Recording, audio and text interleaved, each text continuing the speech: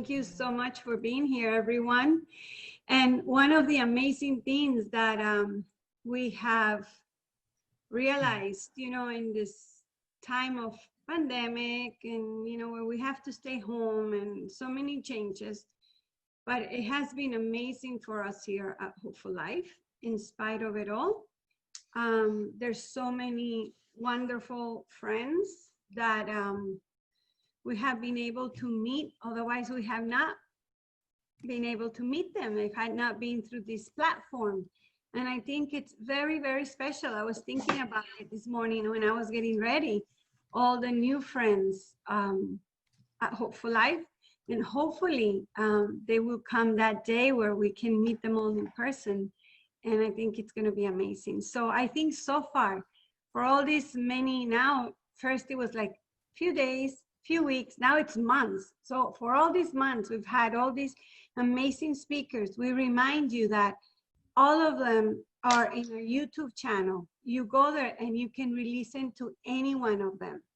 So we encourage you to do that, because the first time we just hear a little bit, you listen to it the second time and you're like, wow, like I missed this, So they're available, and, we encourage you to go back to listen to them. Today it's a special day also. Lucky and I, for a long time, we've been wanting to bring someone to talk to couples, to talk about not only couples, but relationships.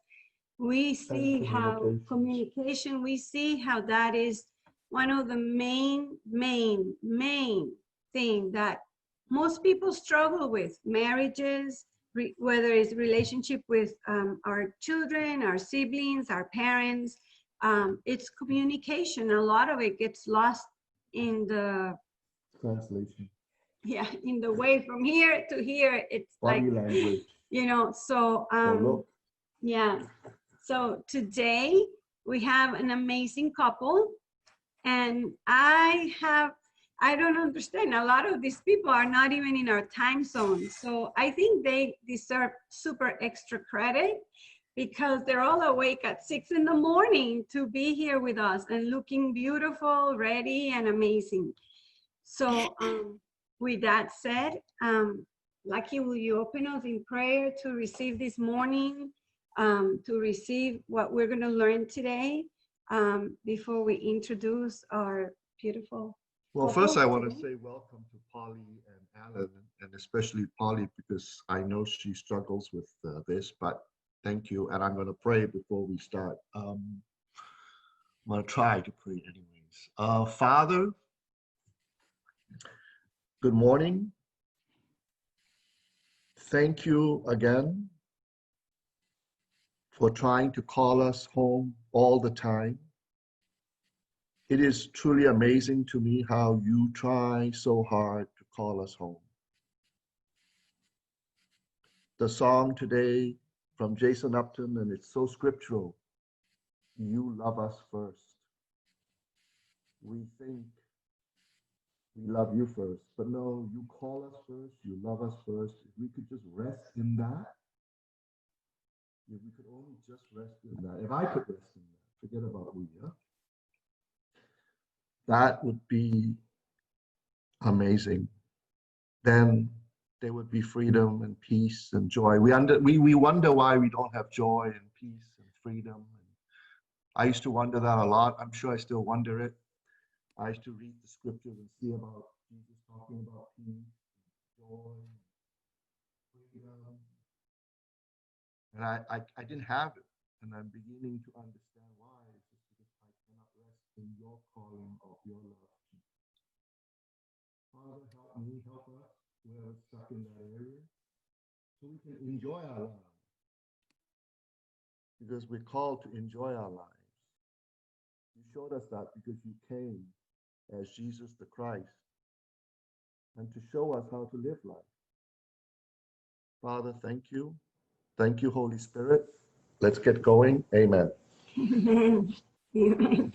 That was a wonderful prayer. You think so? Okay. Of course. Your sound was going in and out, by the way. Okay, so maybe I have to log out and log back in because maybe it's a connection problem. All right, I'm gonna log out and we'll log back in. No, it's good now. We're having sound problems. You bow your head, it might have gone different in the speaker. Yeah. Wow, Okay. look, Alan and Pauly are here. Hey. Yay! It's a miracle. Polly is here physically, but you know, she's not quite up till she has her first cup of coffee. She may have to take a break and go get the coffee. Well, She's up at 5:30 in the morning because she wanted to be ready. So she's halfway there. well, thank you, Polly. We truly, really appreciate it. I think I've been really excited about this. I mean, I think a lot of the speakers we brought are good, and everyone brings their own thing and their own calling, and it's been wonderful for all of us. But I think I've realized that we can be saved, we can know about Jesus, we can be Christians for years, but still have communication problems. I think we can be a Christian home and still get divorced and have issues with, you know, getting along with one another. We still, I see that we are Christian homes and we can still wound and hurt our children in the way we relate to them and how we relate to one another. Even in the body of Christ, as beautiful Christians that we all are, then I realize and I see how even then we hurt each other. So I think this is very exciting. This is very good to have a different voice coming in, talking about this. And I know you guys have been doing this for a long time. It's taken like 31 years to be able to learn to communicate and dance. And we always tell everyone, marriage and relationships is a dance, So we are so excited. Welcome. Thank you for doing this. Thank you so much. Yes. Yeah, well, thanks for having us. Willing to do that. And So everyone, let's welcome them and let's give them another round of applause. They deserve this. Wait. Thank you. You need all the Yours, encouragement. guys. Yeah. Take it away. All right. Well, usually I like to introduce us, at least give you some background. You have our bio and stuff if you've read on Hope4Life's Facebook or the website. But just briefly, Pauly and I both come from Jewish backgrounds. She came from a conservative background, so the center of warmth in their home pretty much was the Jewish community center, activities, everything revolved around it. In our family, the center of warmth was the golf course and the TV, and sort of like instead of a Sunday Christian, we were Saturday Jews. We showed up at the high holy days, maybe, or at least my parents sent me there so I could be bored for 3 or 4 hours. So I was throwing spitballs at the girls in front of me and didn't have much religious background. And I thought my God was, you know, every time I had a good time, he'd say, hey, stop having a good time, and throwing lightning bolts if I did something wrong. And then I met somebody my freshman year of Springfield College in Massachusetts. I was a gymnast. Pauly was a gymnast. We have a lot in common. Our Jewishness, being gymnasts, going to Springfield College. Pauly was not a believer. I became a believer my freshman year. She came afterwards, and make a long story short, we ended up getting together, being a part of a group called Campus Crusade for Christ and Athletes in Action, and spent 7 years with them doing gymnastics and basically sharing our faith with people. And then we became a part of a counseling ministry, and for 9 years, pastored for 7 years, and we had 3 kids in between there, one in Chicago, one in California, and one In Arizona. Oh yeah, we're in Arizona. And so we wanted each state to get fruit. So, and our firstborn, Josh, died. It's his 10-year anniversary this past July 22nd. That was the hardest thing we've ever gone through in our life and tested us beyond measure in our marriage, in our personal life, and in our relational life. And God brought us through that through a community similar to the one like this, where people are there for each other. I was on a call where somebody was getting operated on and everybody prayed for them, and God did some good things. So we love the church. We love the church, meaning the whole body of Christ all over the world. Because as we're finding in this COVID thing, the church is not a building. And what Hope4Life does is build community and grace and a place of safety. And our gift to the body of Christ is trying to help people practically connect with each other. And we learned these skills over 35 years ago not because we were so good at communicating, we were so bad at communicating. Tell them a little bit about that. Well, Alan and I just have very, very different communication styles. And Alan is also somebody who moves very quickly from a decision to an action. And I'm much more cautious. I'm a processor, and it takes me a while. I don't want to make mistakes. I have this, I graduated at the top of my class because I study hard, and I did really well in school because I like to get 100% on all my tests. Why would you want to do that? You know, she graduated magna cum laude and I graduated laude. How come? So we just have very different styles, and I'm much more cautious. And Alan is an extrovert, and I'm an introvert. And really? And so he also, you'll see, we do tend to interrupt each other. Oh, but that's just I think that's a Jewish thing. That has nothing to do Oh, with we must be Jewish then, Alan.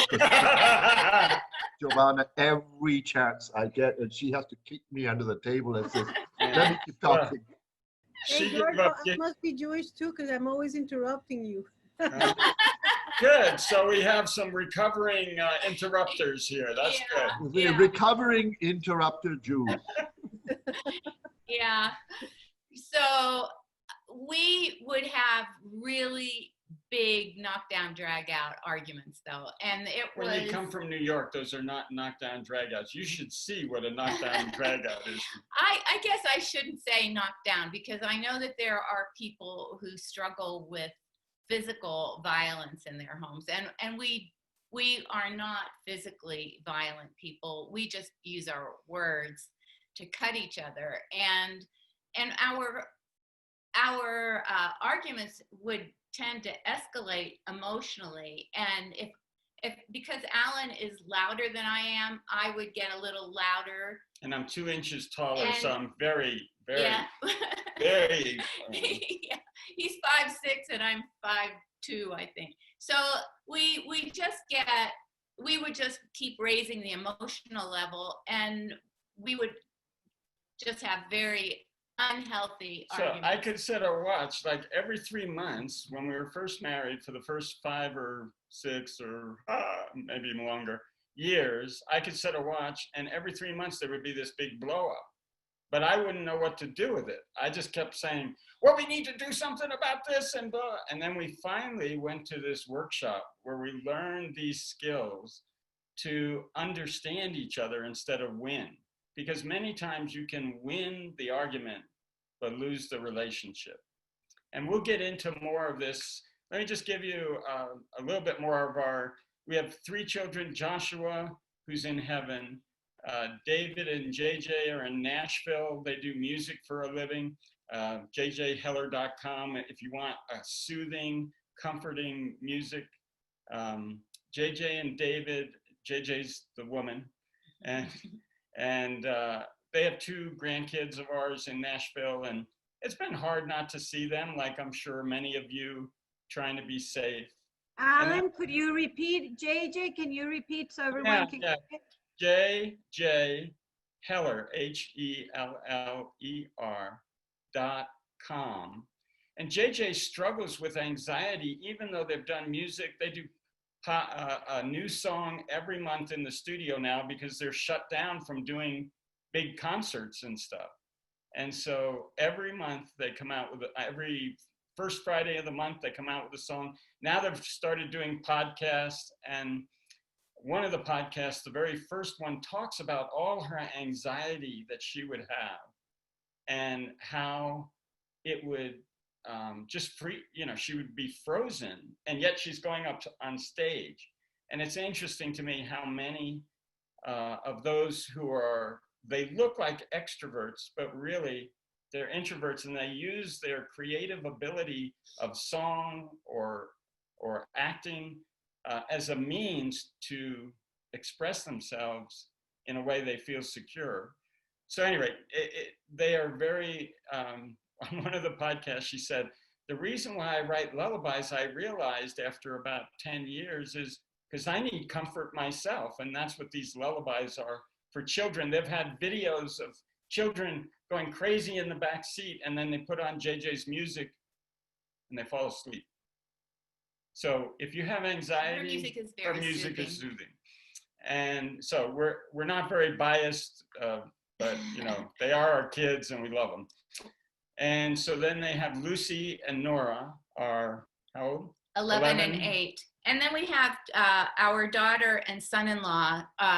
He's pastoring a church plant in Phoenix.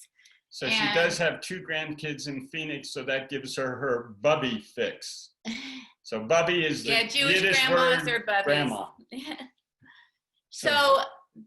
So we were wondering what kinds of communication issues people in your group deal with. Before we get to that question, what I'd like to tell you is, here's where we're going today. Okay. And then we can ask that question. And because the reason why I'm saying it is because we are used to a lot of interaction. And, if you start going off on a tangent, we'll bring you back with a light, hook. But we love to make sure you're understanding what we say as we're teaching. We don't want to just go on for an hour and then all of you guys are lost going, what were they talking about? So today we're going to be talking about, the overall view is, we'll be talking, first we're going to ask you some questions, and we do want you to unmute and try and be courteous to each other. And I'll get Gigi on you if, she finds that there's too much chaos with 10 people talking at the same time. So we'll start off with some questions. We'll start off with the scriptural basis for what we do. But then we're going to just talk about practically, one of the skills is called talking targets. And we'll show you them, and we'll go through how we say what we say is so important. And do you know that different people want things said a different way? Like Pauly, I got the idea when she walked away from me early in the marriage when we'd have an argument that I guess I didn't say that very well, or I said it too loud, or, she didn't want me to tell her what she was saying. So talking targets. Then the next one we'll go through is the communistar. And the communistar is just a visual diagram to help us know what goes on in my experience. And it's both a sending tool as well as a listening tool. And we'll explain how that works. But, and it also, this really helped. There's one issue at a time. Have you ever had a conversation where the person starts talking about, how you hurt my mother yesterday when we had this conversation, and by the way, that reminds me of the fact that you were rude to me in the department store the other day, and so now we have 3 or 4 issues. And I don't know about most men really like to deal with only one thing at a time. You ladies are so, you can be cooking the meal, taking 3 kids to doing their homework, and watching your TV show all at the same time. And a man is just going, let me just watch my show. And now, it's not always like that. Some are reversed, but most of the time, men like to do one thing at a time. I say, I'm very simple. Have you ever seen that diagram where it has the difference between men and women? They show this picture of one knob. And then the woman, they show 20 knobs, and they're different sizes, and they're complicated. And I'm still trying to figure her out 45 years later. She says it's for me to know and you to find out. All right, and then the next one is closing the loop. How do I make sure what you say and what I heard? And it's a great tool because Pauly knew for the first time that she was going to get to finish her sentence, because the rules of the game are you get to send your message and I feed it back to you. Some people would call it active listening. And I can't start my issue until she says, yes, that's it. And then the last one is valuing. How do I value you even when I don't like you right now? I mean, I love you, but I just don't like you because you're doing something that makes me mad. And so we say that communication, you have to deal with attitude and the skills. If you have a bad attitude, no skills are going to help you. Attitude plus skills. A lot of us grew up with pretty dysfunctional family communication. In my family at the dinner table, because my dad came from New York and my mom came from Boston, Dad had all the plates in front of him. He served everybody. When you had a conversation, there was only one conversation going on at the table. No crosstalk, no nothing. And what did you have in your family? Well, Alan's family ate in the dining room, and there was a tablecloth on the table or placemats and cloth napkins, and his father was definitely at the head of the table serving everybody their meals. And we sat in the kitchen, and my mother would reach behind her and grab the ketchup out of the refrigerator and put it on the table, and we would just grab across the table for the milk or the ketchup or the pickles or whatever it was we needed. You pass it all the way around to the last person. No reaching over. So our family was very casual, and his family was very formal. Again, just differences in the way that our family functioned. So when she first puts a ketchup bottle on the table, I went, "What are you doing?" And she goes, "What do you mean, what am I doing? This is the way we did it in my house." So there are a lot of different expectations, and I'm sure those of you who are married are laughing right now because you know of all those differences. And we don't want too many elbows because we don't want anyone going to the hospital today because of the sore, side. So take this stuff in for you, and then you can talk about it on your own. And hey, we get to come back next week and we can resolve all your conflicts. That's why Giorgio and I are on separate computers today. So I'm not looking at him more. So as you can see, we like to have a lot of fun. We are casual. We want to make sure. Bruce Wilkinson of Walk Through the Bible, he wrote the Prayer of Jabez.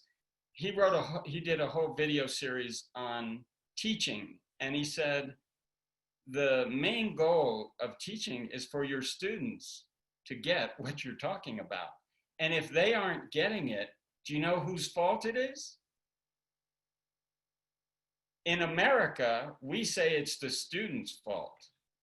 In God's economy, it's my fault. I'm not being a good teacher if you're not getting what it is that I'm trying to teach. And so all the way through this, we'll keep checking in with you to say, tell me what you hear we're saying. So we'll be modeling the skills. Is it Carolina or Carolina? Hi, it's Carolina. Carolina. So she's a thumbs up with the fact that we need to teach it well. And if you're not getting it, then I need to come up with a different way to do it. And one of the things that I love about this material is we will teach it to you. And I could give you the whole seminar in 10 minutes. That's how short the actual writing about it is. But then we model it using a real issue, and we think you're going to keep tuning in because you're going to want to find out who's right, Pauly or Alan. No, that's not what we're here for. We're here to understand each other, but we find that it's helpful to use something that's going on in our lives. So that'll keep you coming. And then the next thing is we ask you to do it. Now, this is going to be a little challenging with Zoom because usually we say to either a pair, in other words, sometimes it's mother and father, sometimes it's daughter and father, daughter and daughter. We've taught this in workplaces, in marriages, with single people, with all kinds of different things. But we usually ask you to turn to each other, okay, now do the skills, and we give you some time alone.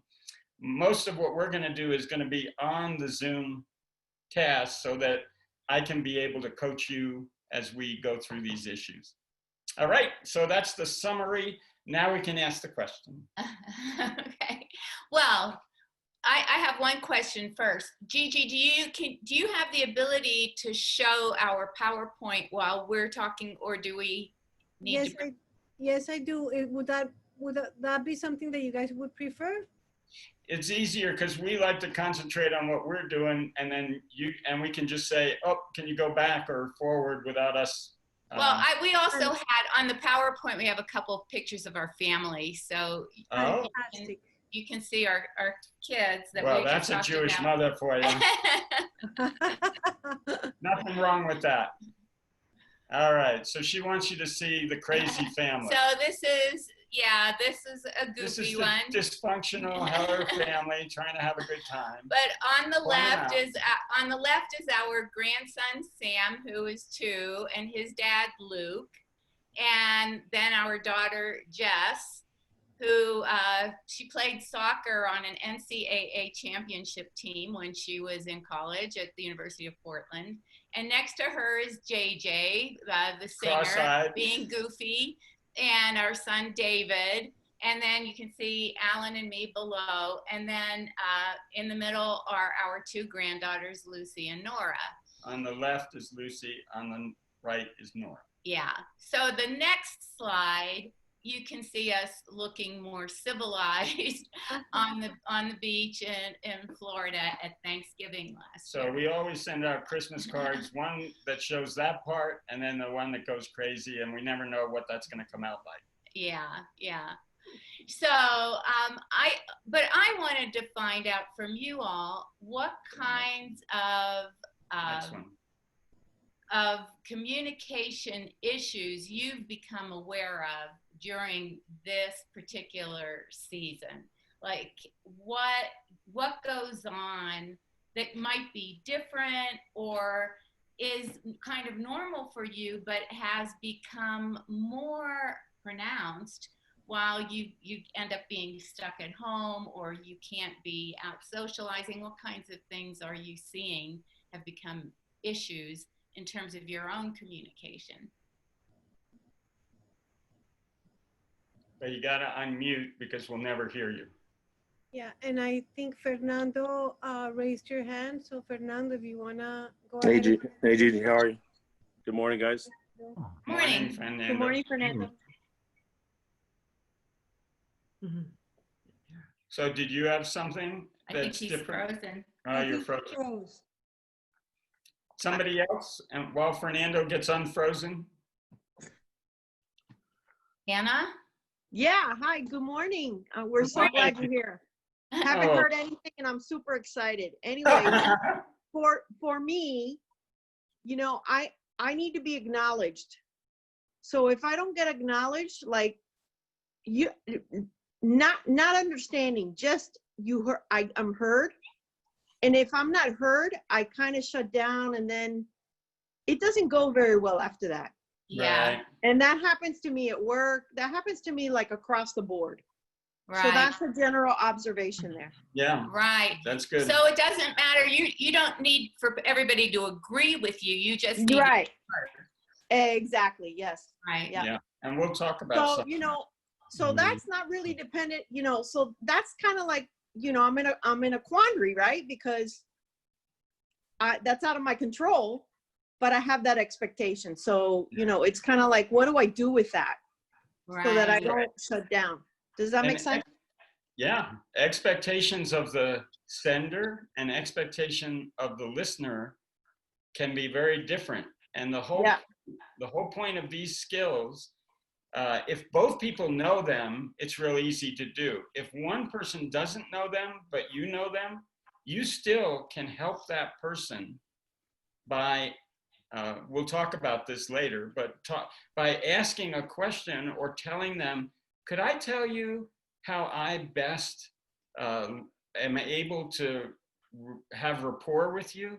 It really is important for me to have you acknowledge and do what we call closing the loop, which they won't know what that is, but I just need to ask you, could you just put in your own words, what did you hear me say? And when they say that, you'll feel acknowledged, even if they got it wrong.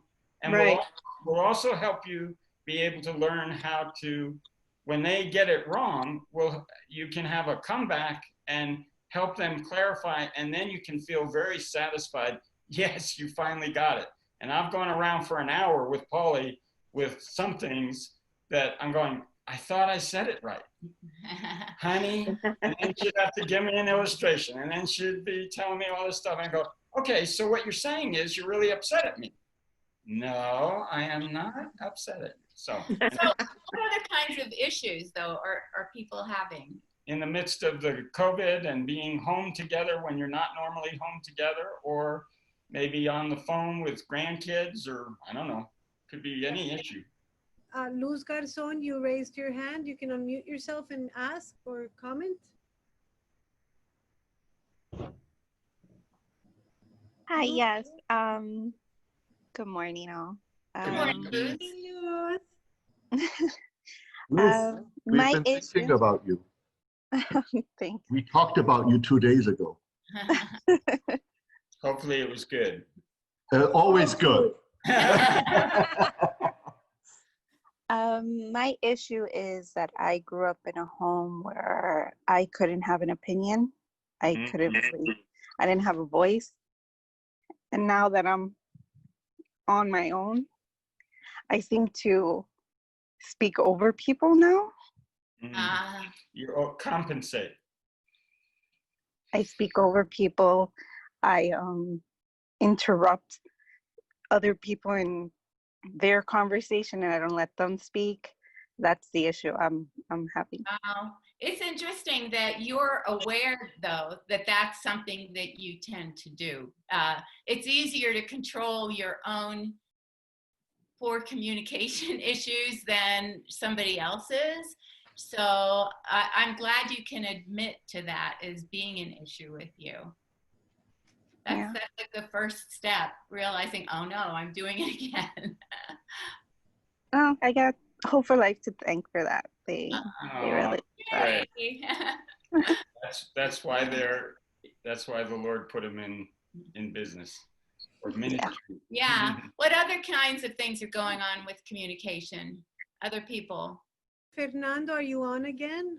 Gigi, I think Samantha so. has a question also, and she keeps raising her hand. Yeah. And she's Yeah, muted. let Samantha go, and then we'll get back to Fernando. Hi, good morning. Samantha? Nice to see you and meet you. One of the things my husband and I have, and it's being, expanded or a bigger deal since we're kind of stuck together a lot now. We can't just run off and cool off somewhere, or go hang out with a friend or anything. And I asked him first if I could share this, but that was very wise, because you end up in a bigger fight after the video's over. He could, when he gets upset, or if he's upset about something, he won't say it. He won't say it. But there's, the vibe of him being upset, and then I try guessing, and it's like, it's a shocker, but I can be an upsetting person to some people. I can be offensive. I think that's our communication problem. Is it that maybe you're afraid of my reaction, or? You have to interpret. We can't hear him. He says he starts to predict the outcome. Right. you that's just what I kind did. of, That's the head, right? And then I tell Pauly what she's saying, and then she goes, "That's not what I was going to say." But we do tend to have our scripts where I know that the next thing that's going to happen is I'm going to say this, and then you're going to say that, and then it's going to go here, and then you're going to talk about this, and then. So why talk about all that? Let's just get to the why fight. you go there? We already know what's going to happen. So we'll talk about how to help us deal with stuff like that. okay. And especially when one person withdraws, it's pretty hard to have a fight with anybody who's just silent. It's Well, hard to to have a argue with the discussion. wall. You can have the fight, but you're not having a discussion. Well, it's one-sided. So we'll talk about that. Anybody else? Oh, Well, let's go to Fernando. Fernando. Hey, Gigi, you guys hear me now? Yeah. Yes. All right, good. Unfrozen. Good morning. Good morning. Basically, I've been married for 25 years. Dated my wife for a total of 32. I've been a firefighter for 25 years. I've taken a lot of training. I'm an officer. I've done a lot of marriage counseling on my own. I've traveled the country to personally work on my own personal childhood issues, traumas. I've come to understand that there's two ways to be injured, which is neglect and abuse. I think everyone tends to focus on the abuse, but I think neglect is much more damaging. I'm probably an extrovert. I'm definitely I want to deal with things. Obviously, I'm a firefighter. If the building's on fire, I want to run in. I'm not looking to hide. Through therapy, counseling, reading, I'm a heavy reader. I've basically come down to two core relational problem issues that everyone deals with differently, but it's still core issues, which is loneliness. Everyone, even if you're married 25 years, there's still a part of you that feels lonely at times. And, that's one of the big things I always try to focus on in communication is I'm feeling lonely, you're feeling lonely, but I think most people tend to hide from their loneliness. And then you have exhibitionists and extroverts that tend to run around naked saying, look at me, I'm lonely. So I just think those are two different ways of dealing with the same problem. I would just like to know from your experience, and I've been through a lot of ministries. I've done a lot of travel. I've really tried to figure this out. Rarely do you find men who communicate and, can you guys hear me? Yep. Do you find, in your experience of dealing with couples who are struggling through communication problems, do you find men who communicate, want to communicate, are not exhausted by communication, or actually their tank is filled by communication, being married to a woman who's the opposite? She's not unkind. She's a sweetheart. She's easiest person in the world to get along with. But she's just not going to, like, I'll say, hey, I think this is the problem. She'll say, yeah, I think it is too. I'm like, all right, well, this may be the source of it. You want to talk about it? Well, give me some time. I'll give her time to process it. I'll come back. We'll have a conversation. We'll pinpoint it. We'll give her, she needs time always to process. I can process on the spot. I can multitask. I can. Right. I would hate to have a firefighter who's about to rescue somebody and go, hey, guys, do you want to draw straws for how we do this? How do you think we can go about this? I'm not saying this in any way like braggadocious. I'm constantly told that they've never met somebody who processes faster in the fire service, in churches, in ministries. Right. And it's a curse. The very asset that you have ends up being a an curse issue in the relationship. It's a curse. I'm telling you, it's a curse. Your question though was, so when she says give me time, I'll say, well, okay, how much time do you need to process the thought? I'm already internally a little frustrated because I'm thinking I'm not even laying the foundation yet to this problem. We still got to build 5 stories. You need 3 days to process whether that's the problem or not. So I give her, she says, give me 5 days or 3 days. I always double it just to be gracious. I say, all right, I'll give you. Smart. Yeah. If Pauly says she's going to be there in 10 minutes, I usually at least give her 20. Yeah. Right. So I give her my expectations lower. I give her the 10 days. And then after 10 days, I'll look at her and she'll be like, you're mad at me. I'm like, I'm not mad at you. I'm hurt. Remember, I'm lonely. Here's, I think, the big difference between me and most people. I'm not looking to hide from my loneliness. I'm looking to have my loneliness met. So when I ask her 10 days later, hey, you said you get back to me. You asked for 5 days. I gave you 10. Right. You didn't get back to me. We got it. So that just for actually, time's sake. Got you. that actually brings up an issue that we usually discuss further along, but I'm glad that you brought it up now, Fernando, because sometimes we just have a hard time finding the right time to talk about our issues. And so one of us is in the bathroom, scrubbing our hair or our teeth, or, washing our face and going, oh, this is so frustrating. I really need to talk about this. And another one is in the kitchen, or, I wish we could talk about this. And then trying to get the time. Well, I've got to go out the door now, and this isn't a good time to talk about it. Why are you bringing this up right now? So we tell couples, or actually anybody that's having an issue with another person, you need to make a contract with that other person and say, look, I need to talk to you about this issue. When is a good time for you to talk about it? And how much time is it going to take to talk about it? And where is a good place for us to sit and talk about it? So that's one thing, is the contracting for when are we going to talk about it. But the other thing I hear Fernando talking about is it just keeps going and going and going in terms of the amount of waiting and processing. I mean, we would still be back in Wheaton, Illinois, if it were up to Pauly to push us forward, because she wanted all the facts and figures. I'm going, honey, God's called us. We're going. There's a certain amount of risk involved. And she doesn't like risk. And so there is a need for us to be one and together on how we do it. She will never take as short a time as you, and you will never take as long a time as her. And so that's where the Lord comes in. I mean, the Holy Spirit has to be the referee, and he has to speak to my strong desire to just take action. Because if I take action, sometimes I'm stepping on her, and that's wrong. I am not serving her.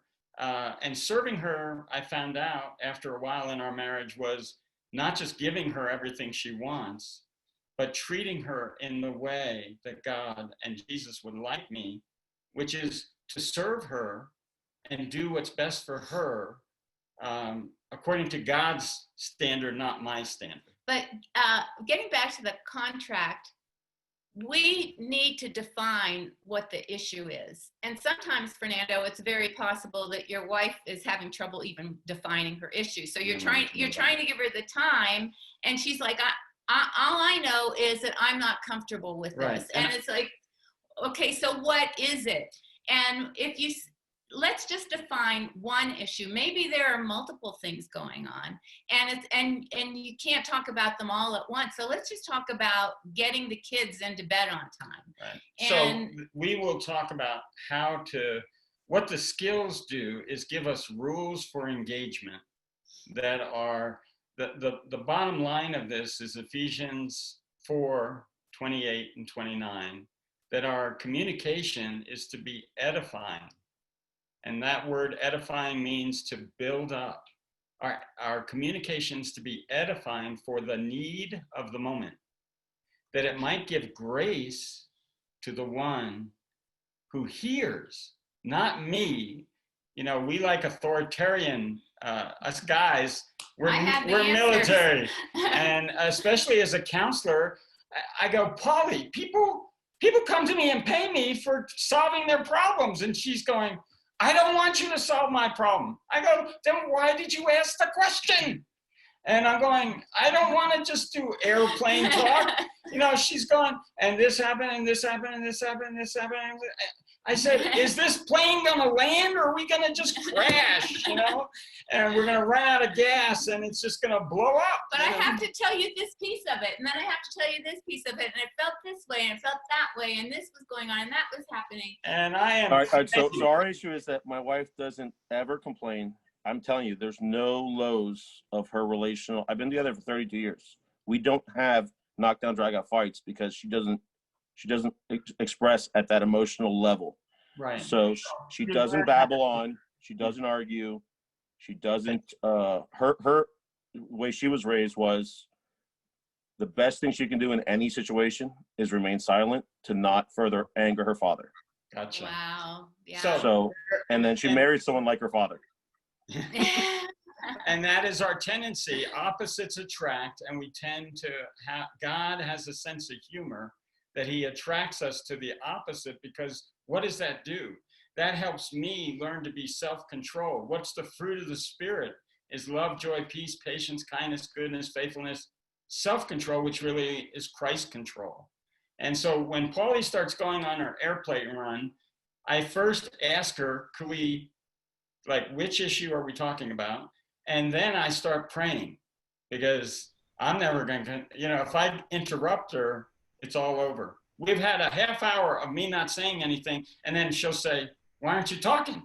I'm going, because last time I opened up my mouth, you got angry at me, and I'm waiting for an invitation.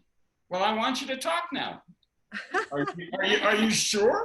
Well, here's one of the Well, things. how long do you wait when you invite her kindly? Yeah. How long do you wait for the reply? Gigi has something for you. We have Connie and Eric also who have been waiting. We have other people waiting also. Okay, so we gotta. But Alan, Yeah, we're not gonna answer. You can definitely email me. You can text me. I'll be glad to give you a few minutes. Alan, but Who's that that? was a very good answer, Alan, because I know Fernando very well, and I know his wife very well, and I know their problems. So that was a great answer you gave him, but we have to also move it on to the next one. Like you said, he can text you, email you, do whatever. Yeah, when we got, 80 people on here, we got to be a little bit tight with our time. Even though I love the fact that we got a couple hours here, and next week we can get some more time to do it. Awesome. Somebody else, we got to get somebody else. Yeah. Connie and Eric, you're next. Connie and Eric. You got to unmute. Here we are. Can you hear me? Yeah.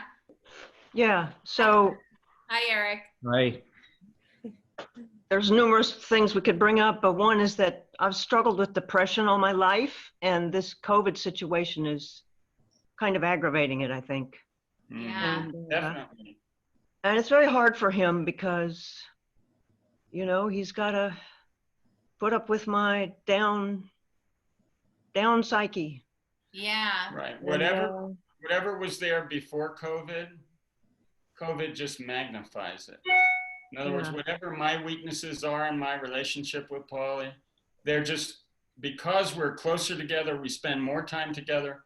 And if I have an issue like depression or anxiety, it's like a magnifying glass. And so the skills of listening and not reacting. I mean, that's my problem. I want to, come on, shake out of it. Don't be sad. That's a man's way of dealing with it. And she's going, well, you're not a safe person to talk to. I'm going to go. Yeah. Well, so thank you for being honest about that. Yeah. Thank you, Connie and Eric. We love you. Love you too. Thank you. Carolina, you are next. And Helen's been raising her finger for a while. Yeah, Susan. and after Carolina, it's Helen. Okay. Okay, hi. I don't need it to be answered immediately, but I've got 3 issues. The first one. We'll write them down. Yeah, the need to be right. There's a constant need of, I say something, he says something. He's my second husband. We've been together for 5 years. So, for example, there's issues about my son. So I say we should do this, and then he says, no, we should do this. And then there's this argument about who's right, and we start piling up. And I loved how you said, you might win the argument, but I lose the relationship. Right. So he or I eventually say, okay, whatever. You're the perfect candidate for these skills. If you'll use them, they'll help you, and you'll be in love like you've never been in love, even though he still is right. You'll be able to talk about it. Right. The second one is, why is it so hard for him to say I'm sorry? Oh, that's hard. Because he's a man. So I want to understand maybe, and it's anything, little things, big things. He bumps into me, he spills my Coke. I'm like, well, can you at least say you're sorry? It's like there's difficulty for him to say I'm sorry, to acknowledge he did something wrong. And the last one would be, how can these little issues, since they're not resolved, we, or me as a woman, since we're computers, we save them, right? And then when a need or that we want closeness for intimacy. How can we be intimate, like really loving each other if I still have that? You feel emotionally hurt.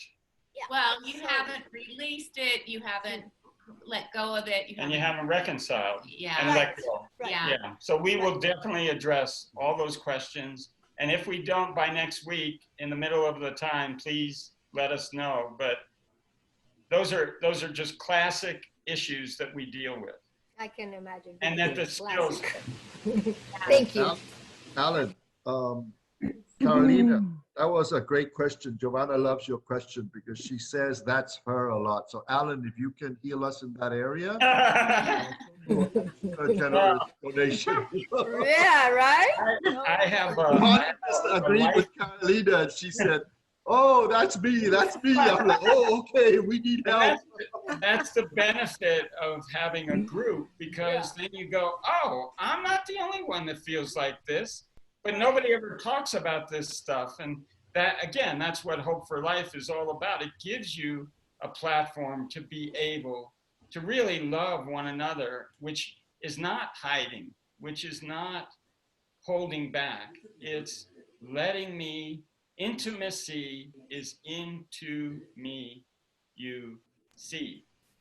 And so I was on a phone call with I have a life coach myself, because I feel like if I'm giving input to people, I need to be sharpened as well. And he wanted one of my books, and his wife read it in like 3 hours.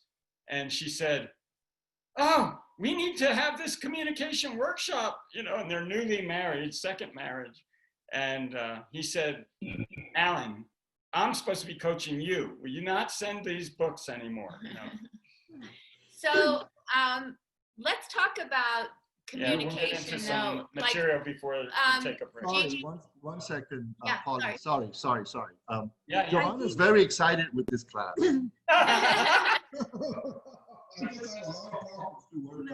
Jovi, you want to say it? I just think, I just want to say to you guys, Carolina's here from Spain. So she's here from Spain. Angeli is here from Canada. So there's Mexico in the house too. So international. Yeah. And actually, before we move on, just Helen kept lifting up her finger. Let's be the last one, and then we move on. And then we got to move on to some of the material that's going to help you. Yeah. Helen. Okay, I would like to can you hear me? Perfect. Yeah, very well. Okay, I would like to refer to what Samantha said a while ago. She's joining the group this morning, and she mentioned that his husband, when he's upset, he won't say anything. Well, because that is my case. When I am, I'm a widow, but this is with every relationship. When I am very upset, I don't say anything. And I notice that the other person gets even more aggravated. So during the course of this interesting communication with you, I would very much like your advice as how to manage this, because I know I'm not doing the right thing. Yeah, because I tend to be outward, Pauly tends to withdraw, and especially sometimes she'll withdraw in times where I really want to hear how she's feeling, but she doesn't feel safe enough to share, even though we've been married 45 years. And so it's always the same. I need to humble myself. I need to be quiet. 2 ears, 1 mouth. That's the proportion that we need to be listening. Twice as much as talking. These skills, though, that we're going to teach you do provide a lot of safety. And I think one of the things Alan's going to be teaching on in a little while, we call it a communistar, and it's like a little diagram that helps you map out what's going on inside of you. Sometimes it's hard to talk about what's going on because we've got all these different emotions. And when I would tell Alan start to tell him how I was feeling, it's like, well, how you just said that you were angry and now you're saying you're sad, but you're also saying you're confused, and then you're, you know, something is making you happy and something's making you upset at the same time. That doesn't make any sense. How can you have all of that going on? But that is what's happening. I've got a little bit of this and a little bit of that, and to have something that you can kind of diagram it out and say, well, I'm feeling happy about this, but I'm feeling upset about that, and I'm also feeling confused about this. And a man just feels angry. I mean, what do you know? I mean, when you can't move something, you just get angry and go harder. So, for both of Well, you. thank you so much. That would be very helpful. Yeah. I think, again, let me just put a context to this, that these skills will not solve your deepest family wounds in your life. I mean, there's a time for counsel and going back to your family of origin, which I tell people when I counsel them, you do what you see. You very rarely do what you hear. Because if we think about all of you on this call, if you did the stuff that was right that you've heard on messages, and I'm sure on many of these calls, if that could do it alone, we'd all be fixed and we wouldn't have this call. But the truth is, we have a flesh inside us. And a lot of the stuff that Bill Thrall and John Lynch were talking about in the past few weeks, our identity, understanding our identity comes from Christ, even though we have family origin, even though we have a culture. You know, oh, she's a redhead, she's just a hothead. And well, all of that's true, but Christ is able to help us connect and understand each other like nobody else. And so you have counseling issues and then you have communication issues. We are going to focus for the next few hours on how to help you talk to each other to understand before you win or lose. But really, we both want to be winners. And that's where edification communication comes in. If I have somebody that will not move or does not want to use these skills, you know, there may be another way that God wants to use to help. You know, you both have to want to. It's like the pool at Bethesda. This guy was there for 32, 36 years. Everybody gets in front of me. The waters get troubled and they get healed, but I'm not getting healed. He was a victim until Jesus came and said, get up, get in, and he was healed. So for some of us, we've been there 32 years. That was beautiful. Thank you very much. But I love your question. Thank you. Yeah, thank you. All right, we got to move on. Thank you very much. Yeah, so Gigi, could you go back to the PowerPoint for us? The one that says communication is. So this is our definition of communication. Communication is the accurate exchange of information for understanding, not winning. And the exchange of information really isn't just verbal, it's body language. I mean, when somebody's going like this and turning away from you, what do you think? They're not really interested in talking to me right now.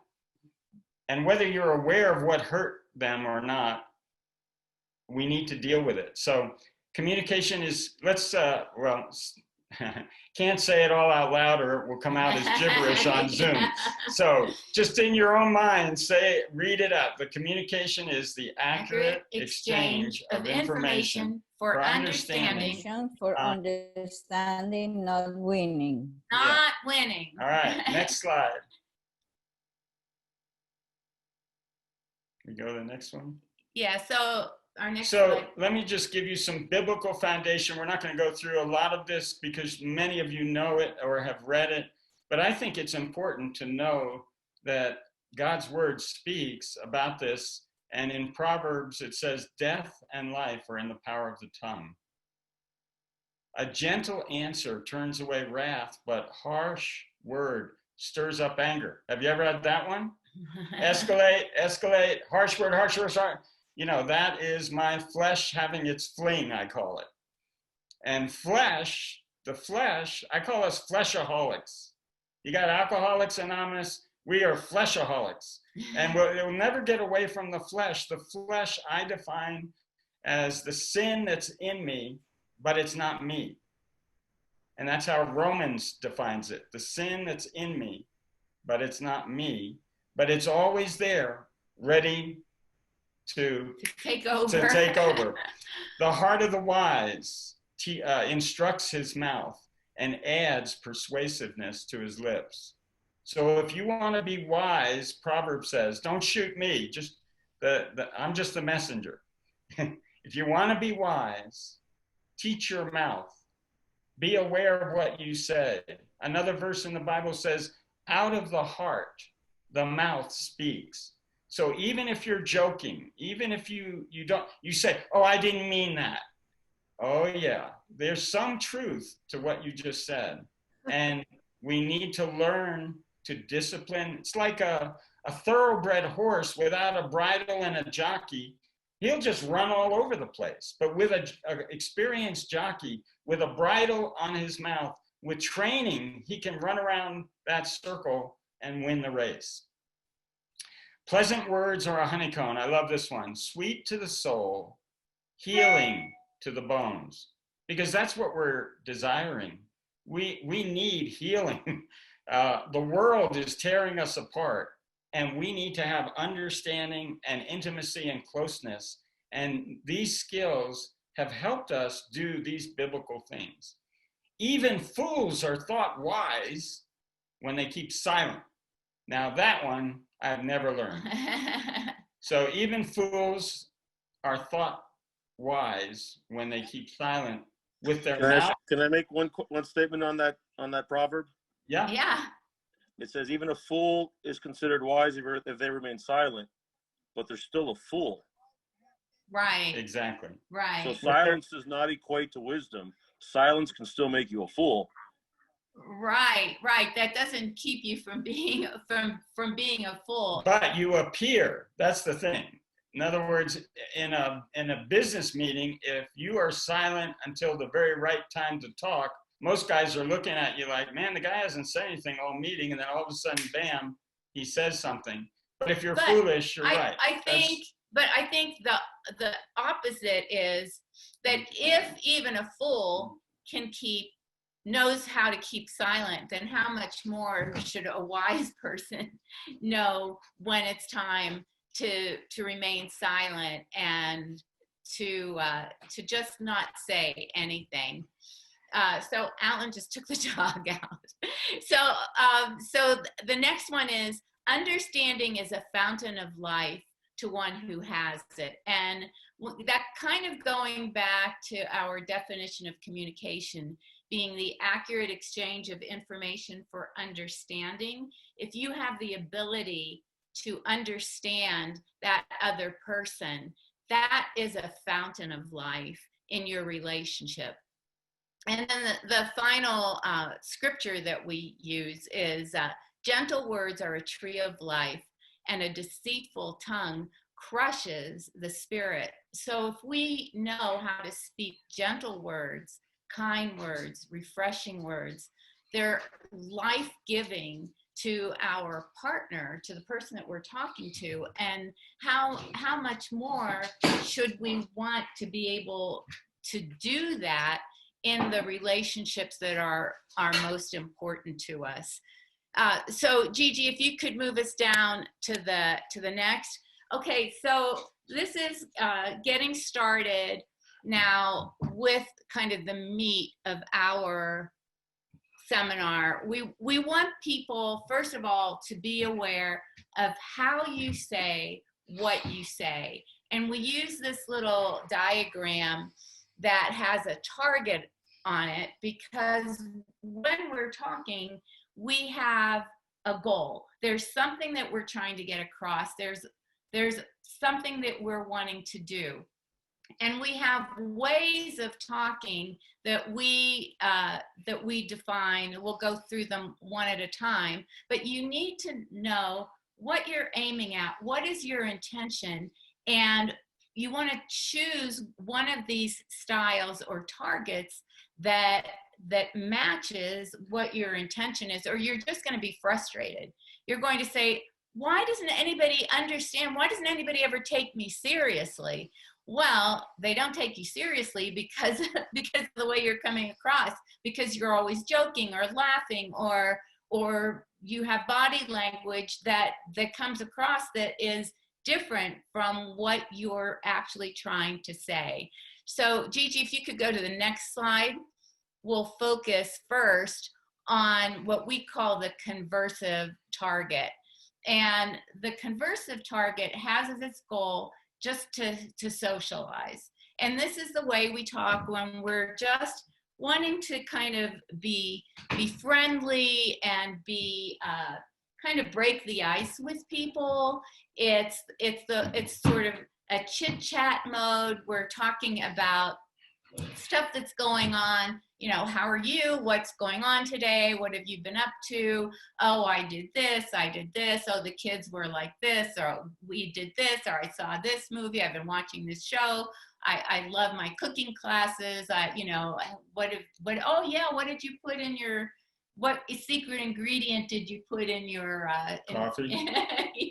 How did you make that? Oh, well, then I've got my craft, and it's very sort of subject oriented or topical. And it's the way we talk when we're talking about our knitting or our crafts, or just getting to know somebody on the bus, and you're just saying, hey, boy, the weather here is great, whatever. Yeah, it's getting to know you. Superficial kind of way. But I would go right through that. And Pauly said, if you don't listen to this chit chat and to the little stuff that's going on with me, I don't think we're going to get together much tonight.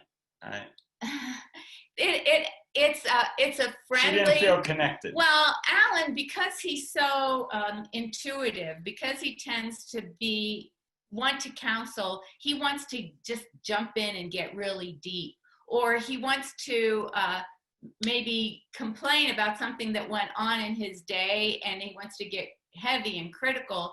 And I'm like, hey, let's just do something light and friendly, and just talk about fun things first. But some people just kind of want to camp out in that style. And some people want to camp out and chit chat. Yeah. So the next target, can we go to the next one, Gigi? The next one we call authoritative, and that's sort of your teaching mode.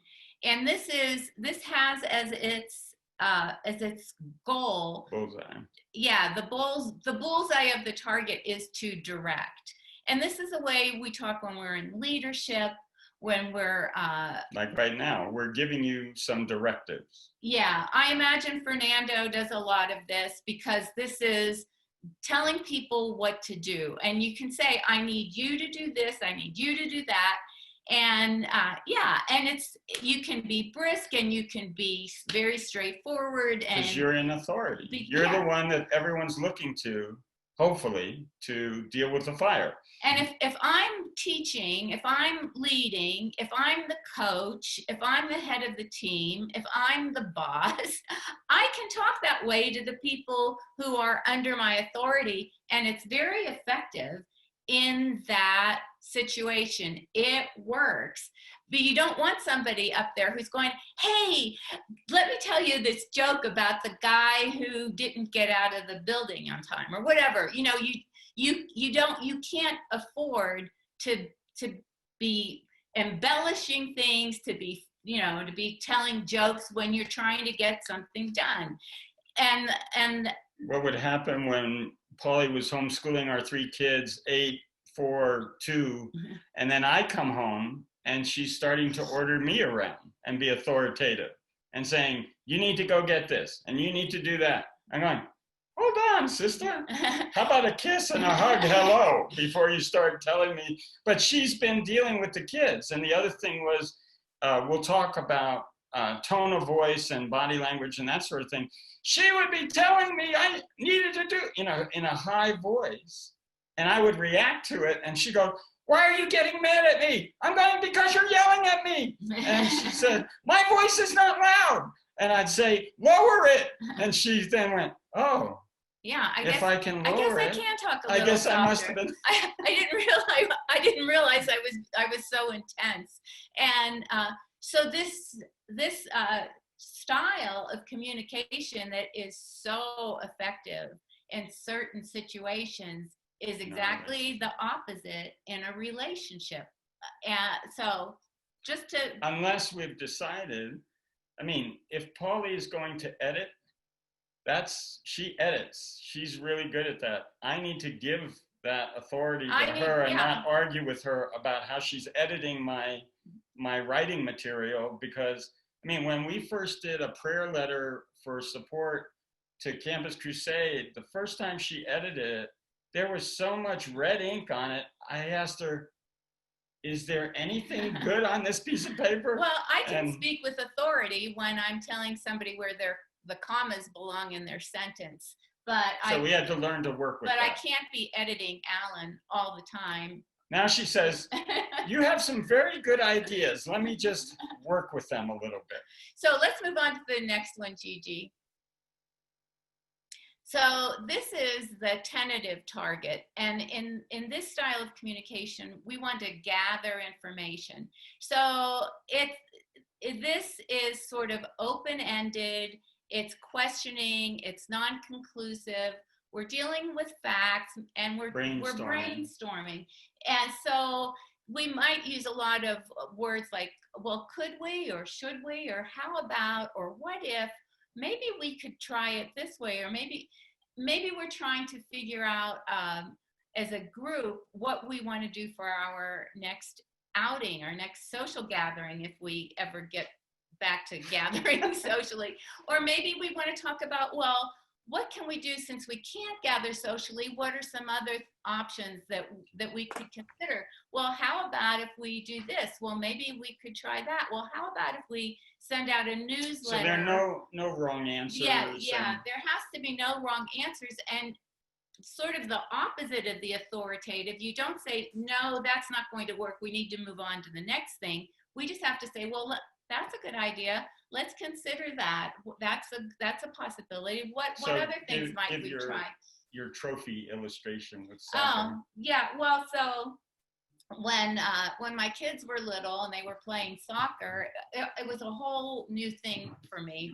This was my first child playing soccer, and we were living in a new city. I had come from a place where nobody played soccer, and my family didn't do little league or anything like that, and so it got to be the end of the season, and the lady who was the team mom said to me, well, what do you think if we get some trophies for the kids at the end of the year? And I said, well, I don't think they need trophies. And she said, well, well, what about if we just give the kids, everybody gets a participation trophy? How about if we do that? And I said, I think you get a trophy if you win. I don't think you need to get a trophy just for participating in the sport. And she said, well, what would you think if I could look and see how much the trophies cost. There's a trophy shop, and maybe we could, and her this gal did not want to make a decision. She was asking me in a very tentative way what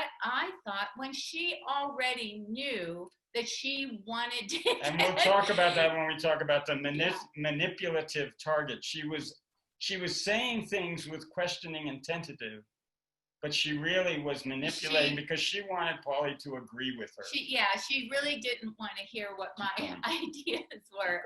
So let's move on to the next target. The next one is manipulative, as Alan said, and manipulative has as its goal to win. I want my way, and I'm going to go about doing it when I speak in all kinds of different ways. One thing I can do is I can blame. You did this, you did that, you said it this way, you were supposed to do this and you didn't do that. And one thing that is not on this list that I usually put there is the word you. Because when I say you said, you did, you were going to, you didn't. I'm getting you to death here. Those yous can be very threatening to the other person. Makes you and defensive. the partner immediately gets defensive on that. You know, well, why did you do that? And you say, why? And again, they're like, hey, you know, they're trying to defend themselves. They feel threatened because you can blame, you can shame, you can threaten, you can get louder and louder, but you can also get sarcastic. And I grew up in a family that used sarcasm. Call them zingers. Sarcasm.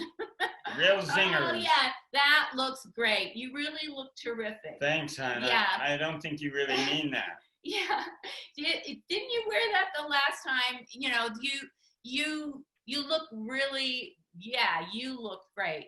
Or yeah, my mother could have said that better, or a 4-year-old could have said that better than you said it. Thanks for that encouragement.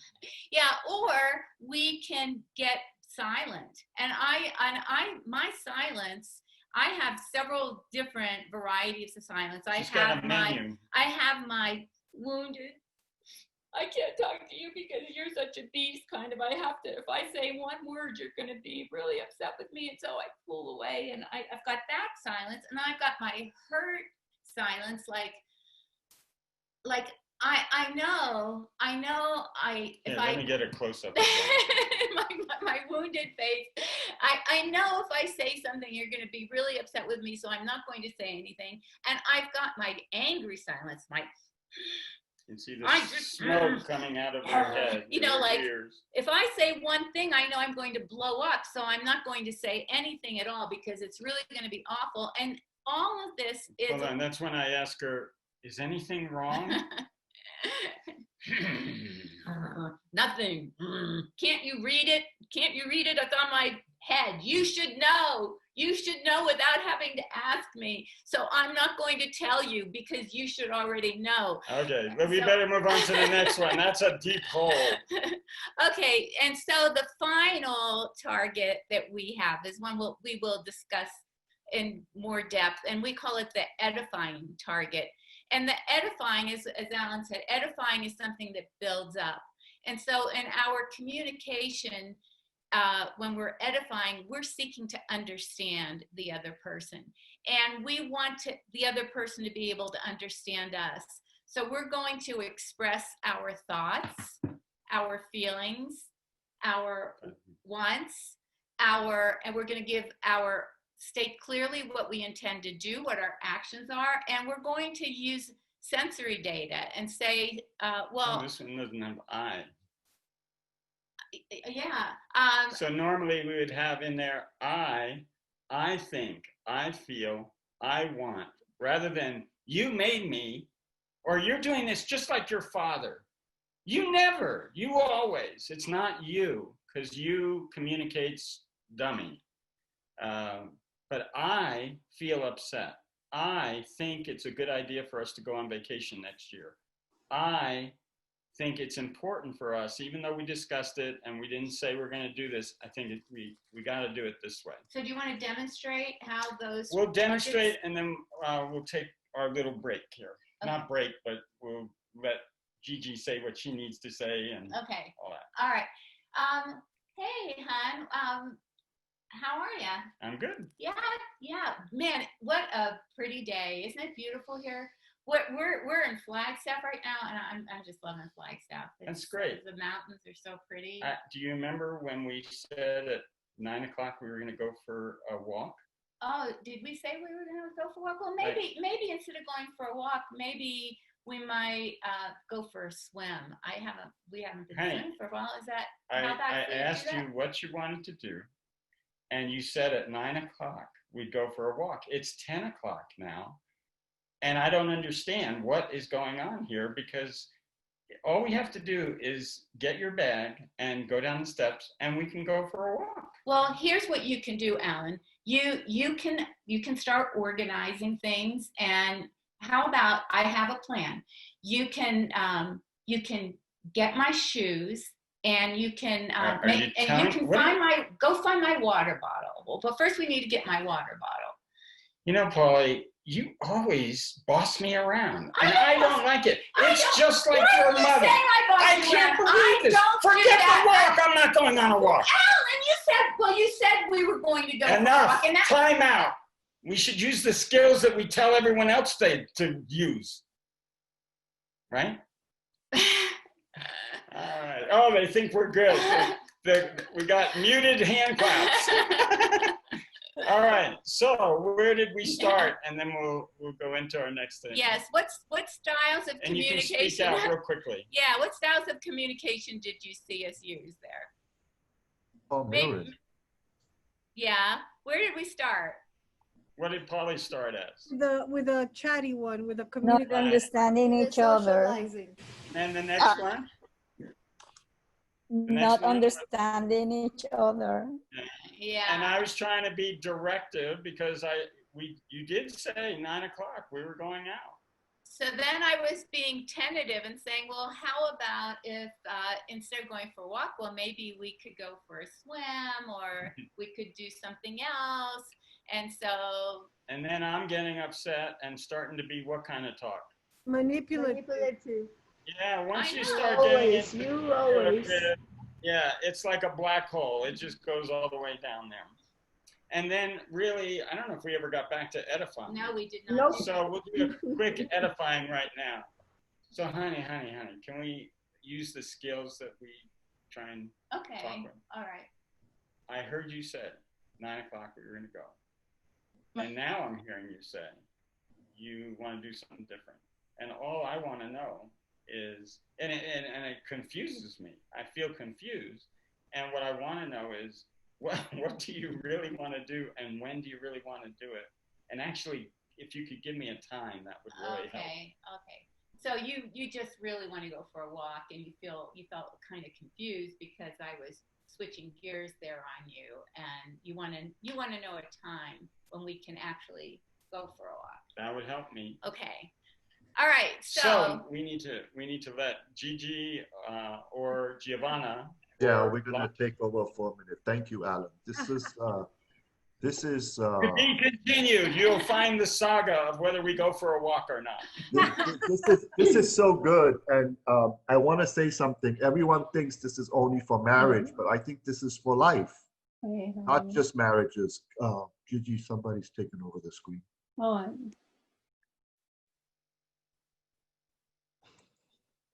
Thanks. Okay. And Pamper. So, anyways, okay, I got interrupted. I lost my train of thought. Don't worry. But this is it's not just for Oh, marriage. it's just for Right, marriages. You are all listening. You know, this is a Yes. seminar on listening. We're So keeping listening. you on track, Lucky. Oh, thank you so very much, The Giovanna. invaders are trying to get into Giovanna, our. really appreciate you keeping me on track.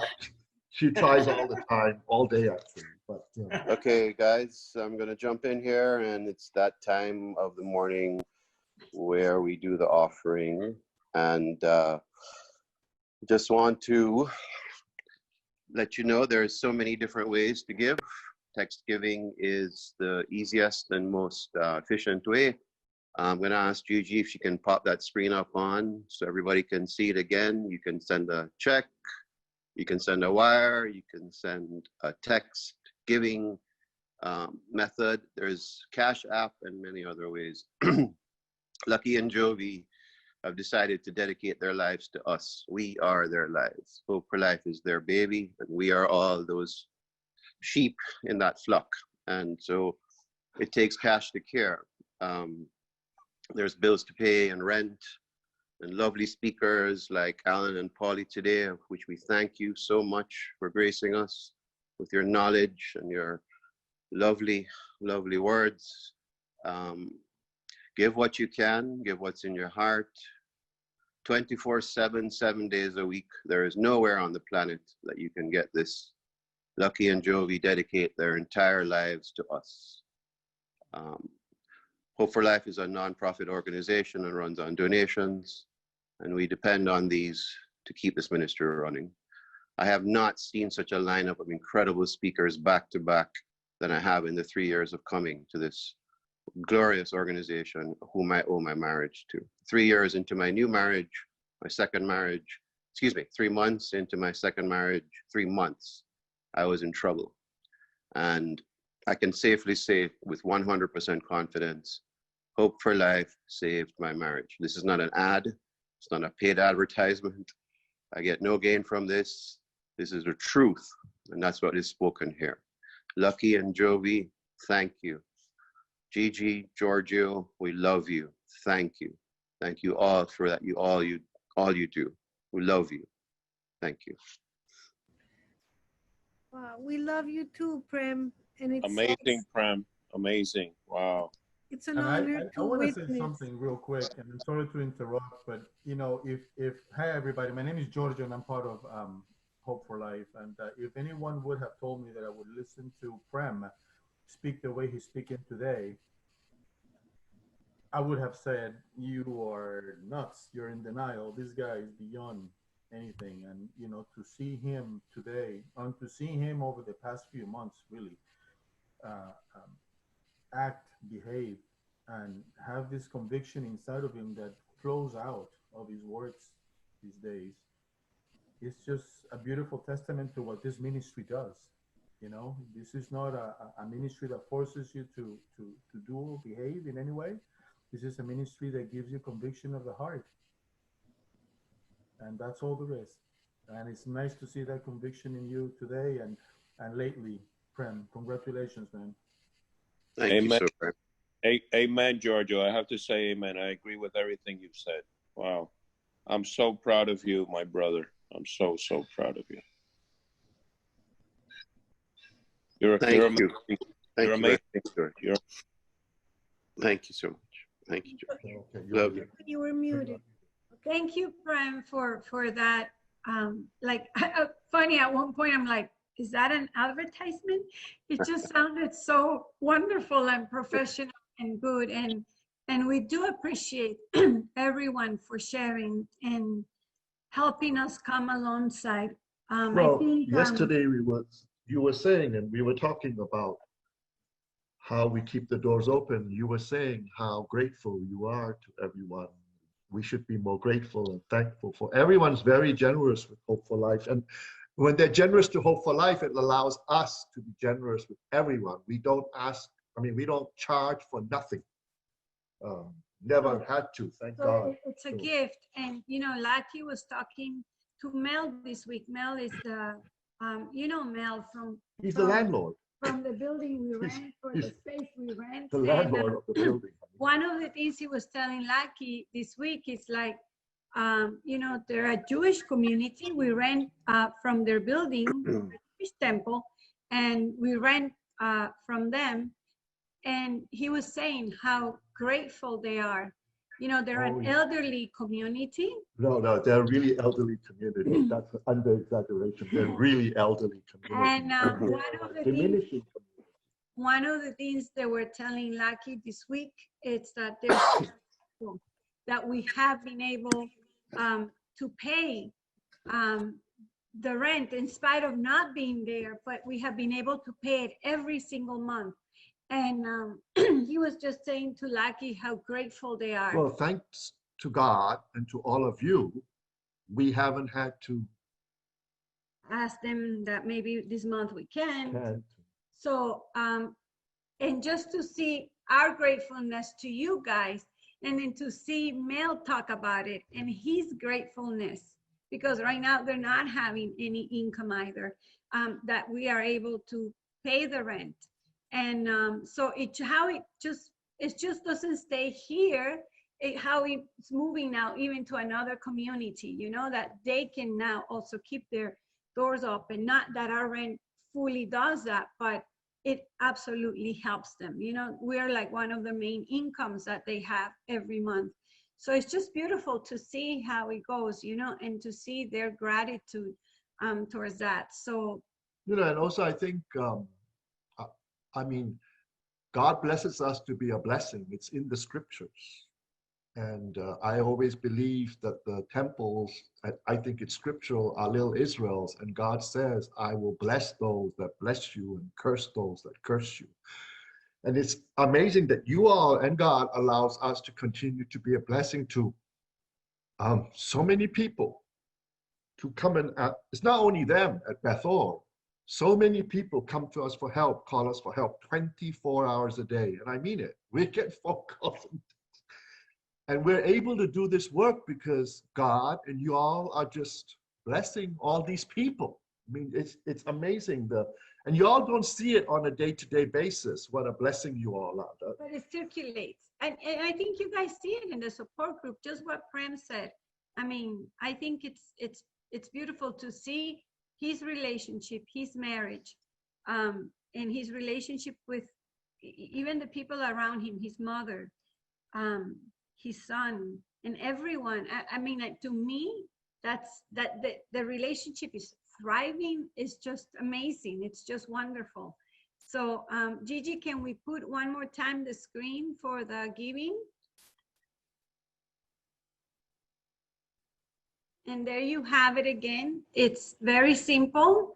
The text giving, you text to that number and then the amount. And if it's the first time you're doing it, it prompts you, it tells you what to do.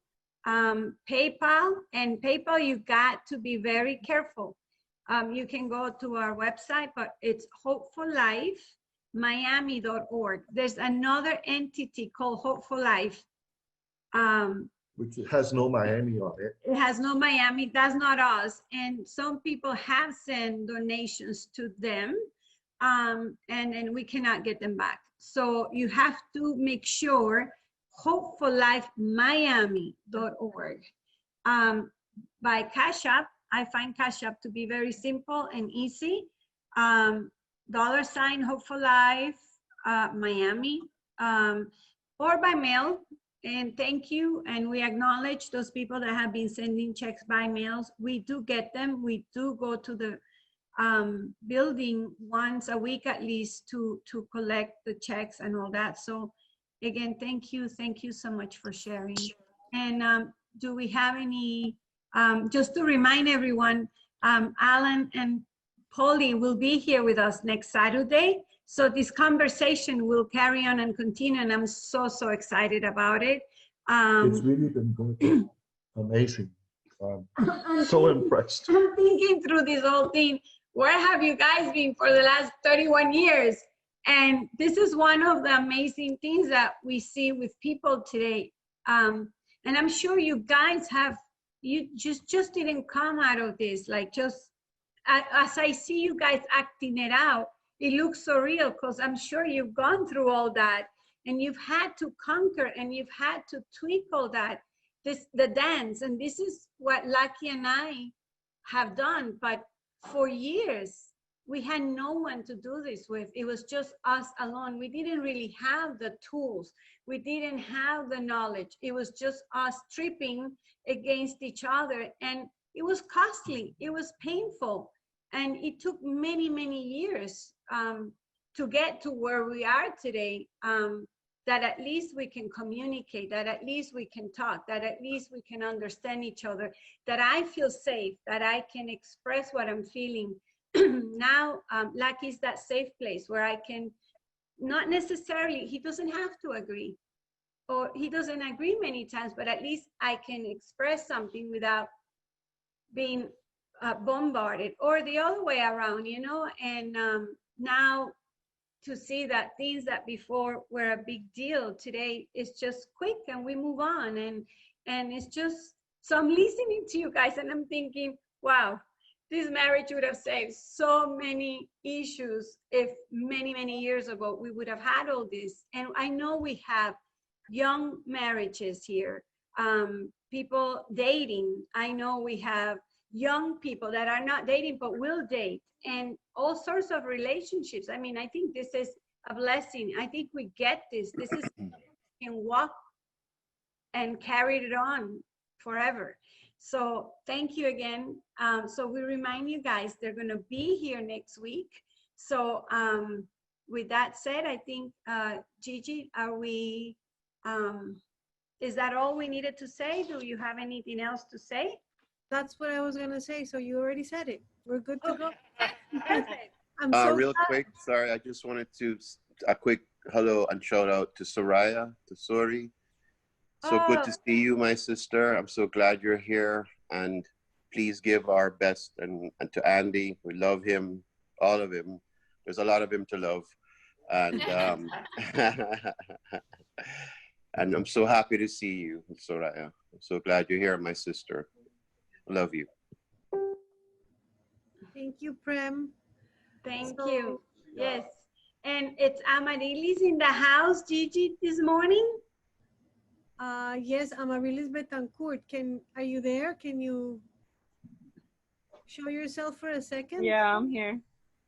Okay. Also, we wanted to wish Amaryllis a very, very happy birthday. It was last Monday, actually the same day as our son Emmanuel.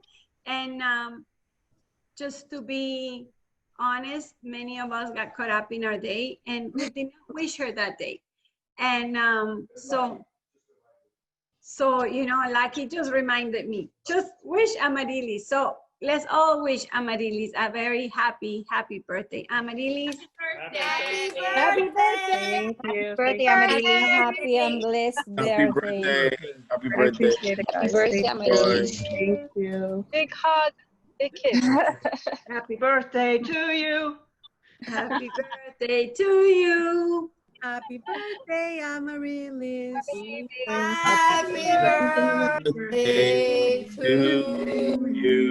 you. Love you. Love you guys. Thank you. Thank you. Guys, this is the best happy birthday we've sang in Zoom. I think we're getting it finally right, you know. Thank you, Connie.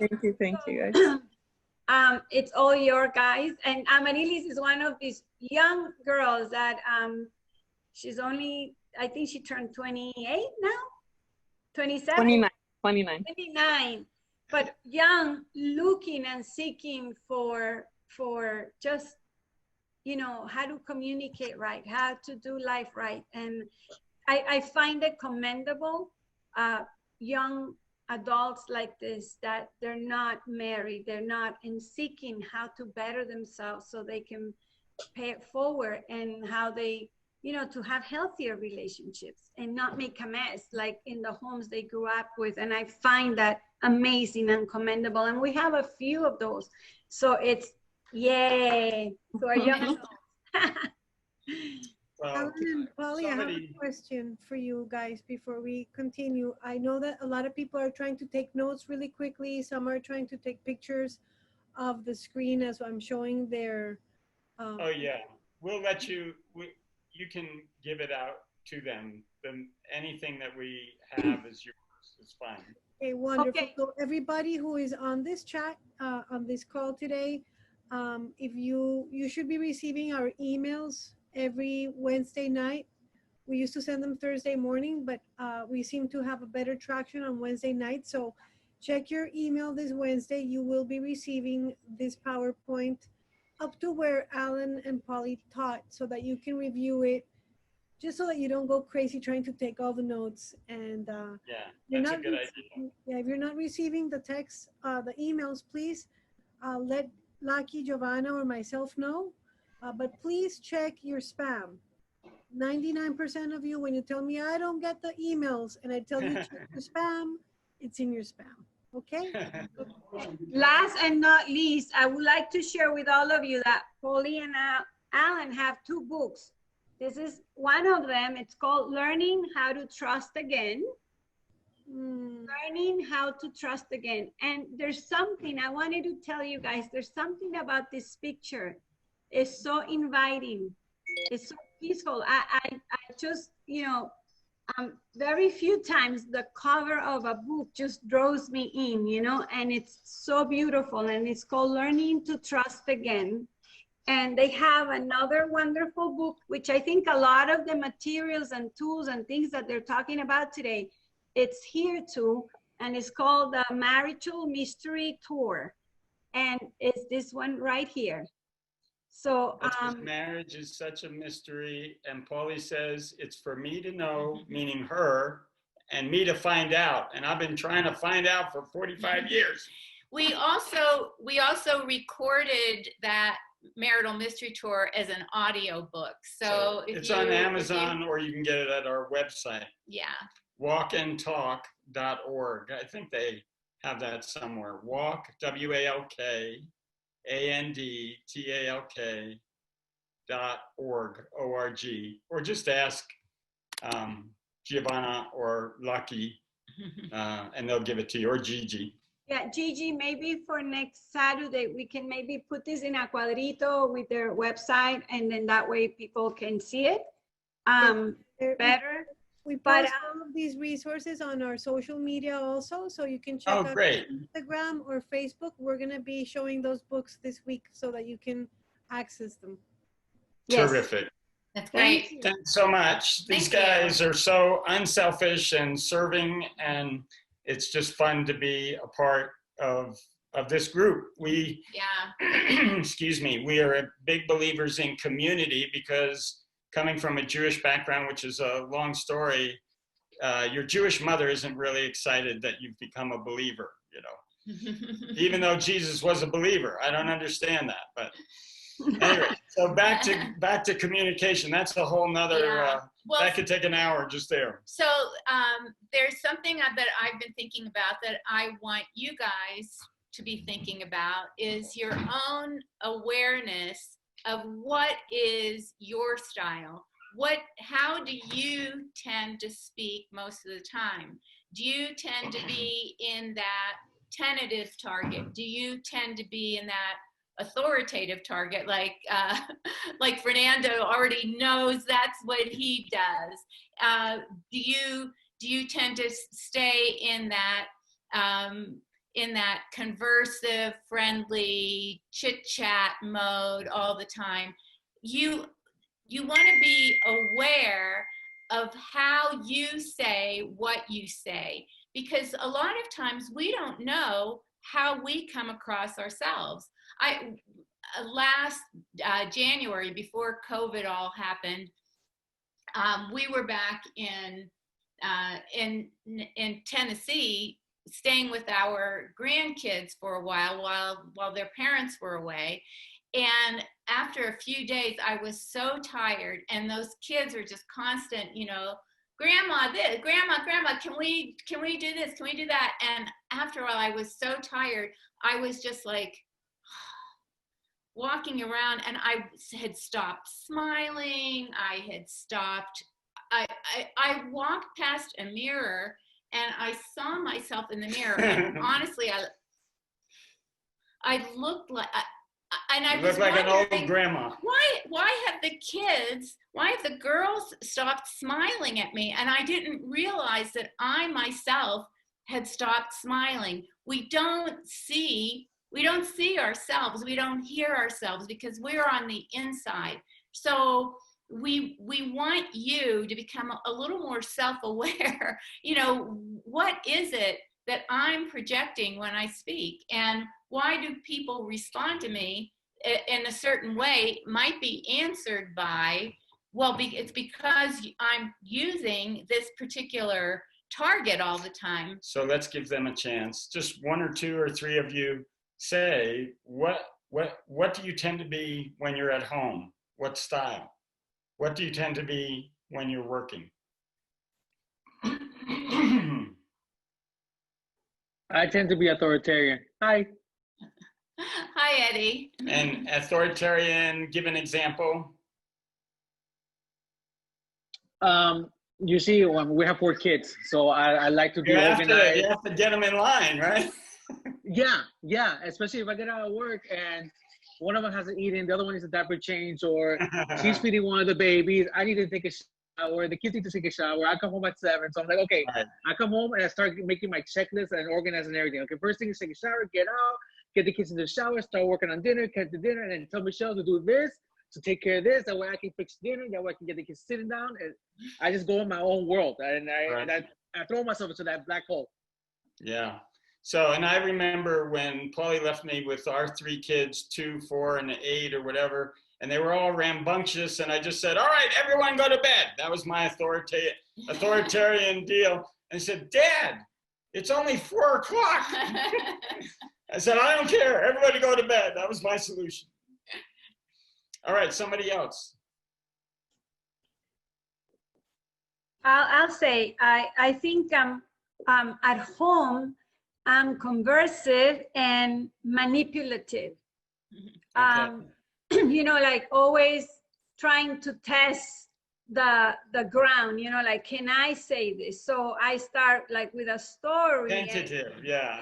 This and that, and then turn into a little manipulation, like, can you see, you know? So I realized that at home or in our relationship, that was how I've always done it, you know?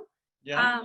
Especially because I have always been afraid of authority, and Lucky has always been the authoritarian, you know, like, right. yeah, you know. So I realized that at home, that's one of, you know, how I do it, conversative and manipulative, trying to. And the goal here is, and it's not that easy to do, it's to make sure you're talking with the person in the target or the style that they need. In other words, if I keep talking in my style that I'm comfortable in, I don't know if you've heard of the, you know, love languages with Gary Chapman. Some like gifts, some like words of affirmation, and some like physical touch, non-sexual physical touch and closeness, etc. Well, this is the same thing.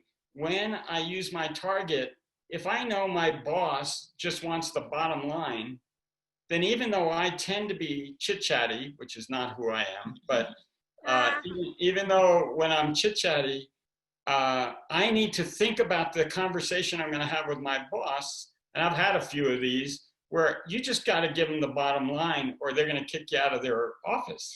But, you know, like Eddie was just saying, and Fernando, you know, you're both just real authoritative.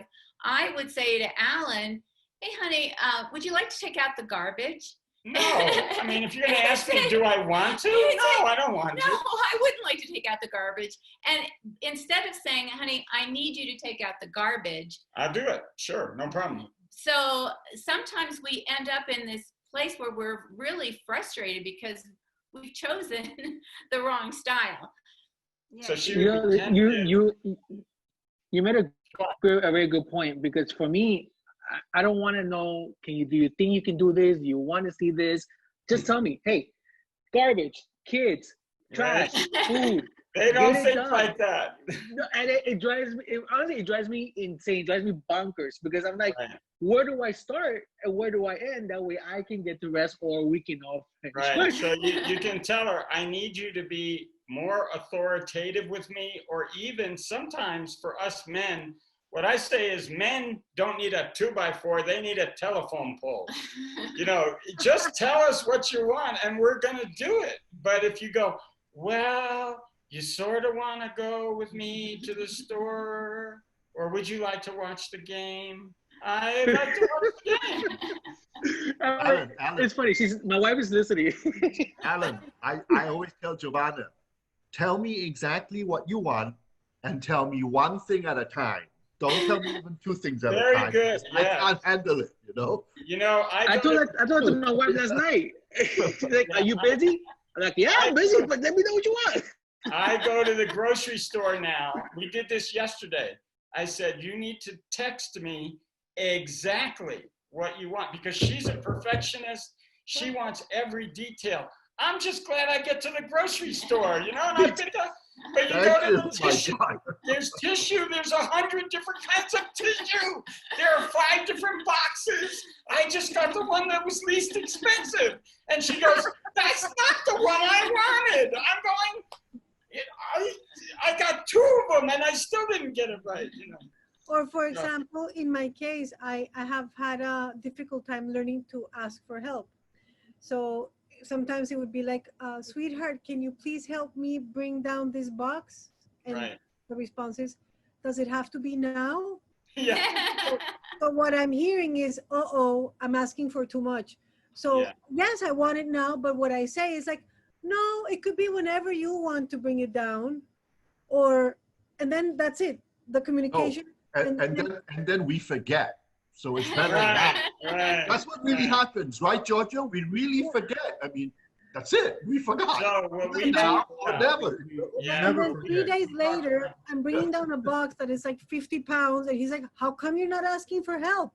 Yeah, I say the But same I thing did. too. Ask for help. I Well, I'm forgot. glad you all can relate. That's good. That's good. We will solve all your expectations by next week. So come next week. Hallelujah. Praise the Lord. Yeah, we need to get going on the teaching, or we're not going to get through. What we'll probably do is get halfway through, and then we'll get the other half next week. But what I like to do is let's go on from targets. The modes of responsibility. Modes of responsibility. Pauly's really good at. Okay, so this is just very briefly, when we talk, you can be over responsible and speak for everybody else and say, you need to do this, you need to do that, or we need to get the kids to bed. We need to get the kids to bed, or everybody does this all of the time. And that tends to trap the other person. They feel trapped because you're including them. Somebody might come up to us in Sunday school and say, hey, we're moving this afternoon. We need some people. Can you do it? And I might say, oh yeah, we would love to do that. I got the ball game. I was going to just rest this afternoon. Why are you saying yes? So that's being over responsible. It's speaking for the other person as well as for yourself. And it tends to force agreement. Right. It's like your used car salesman that says, oh, Eddie, you'd love to spend $10,000 more on this car because I know you're a man of quality, and so you'll do that. You don't mind doing that, do you? And everybody does it. So you should get this car, or the Fuller brush man that says you need all these detergents and you need all this stuff. So. Yeah, and so then the next one is under responsible. And when we speak in an under responsible way, we don't really speak for anybody. So that's sort of like that tentative target where we're saying, well, it seems like, or one would think, or some people might say, so I'm trying to avoid conflict by not speaking for myself. And I might say, wow, it really looks like this room has gotten so messy. Just make some kind of statement. Wow. Or somebody should put those kids to bed.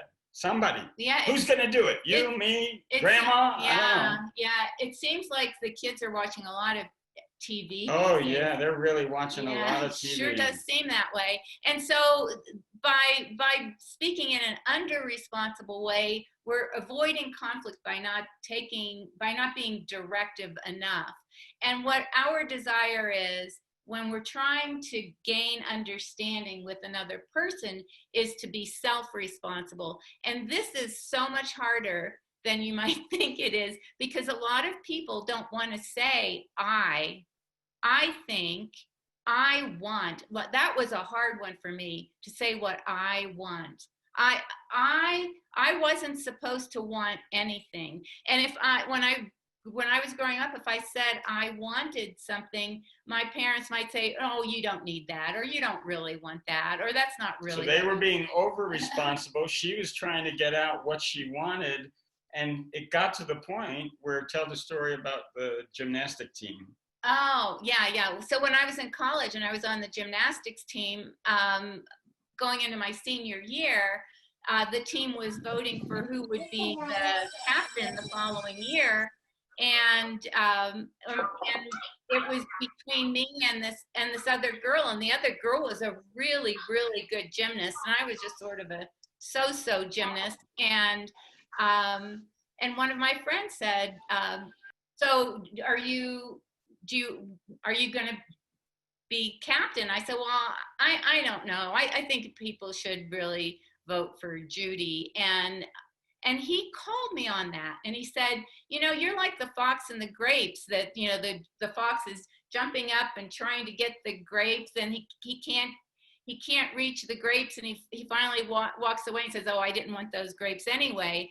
And what I was doing was saying, well, if I'm not absolutely positive that I'm going to get the votes to be the captain, I'm just going to say, well, I don't really want it, so vote for the other person. Nothing. So I need to express what I want and what I think, even if the other person doesn't agree with me, even if that's not going to happen, I still need to admit to myself, yeah, this is true. This is what I want.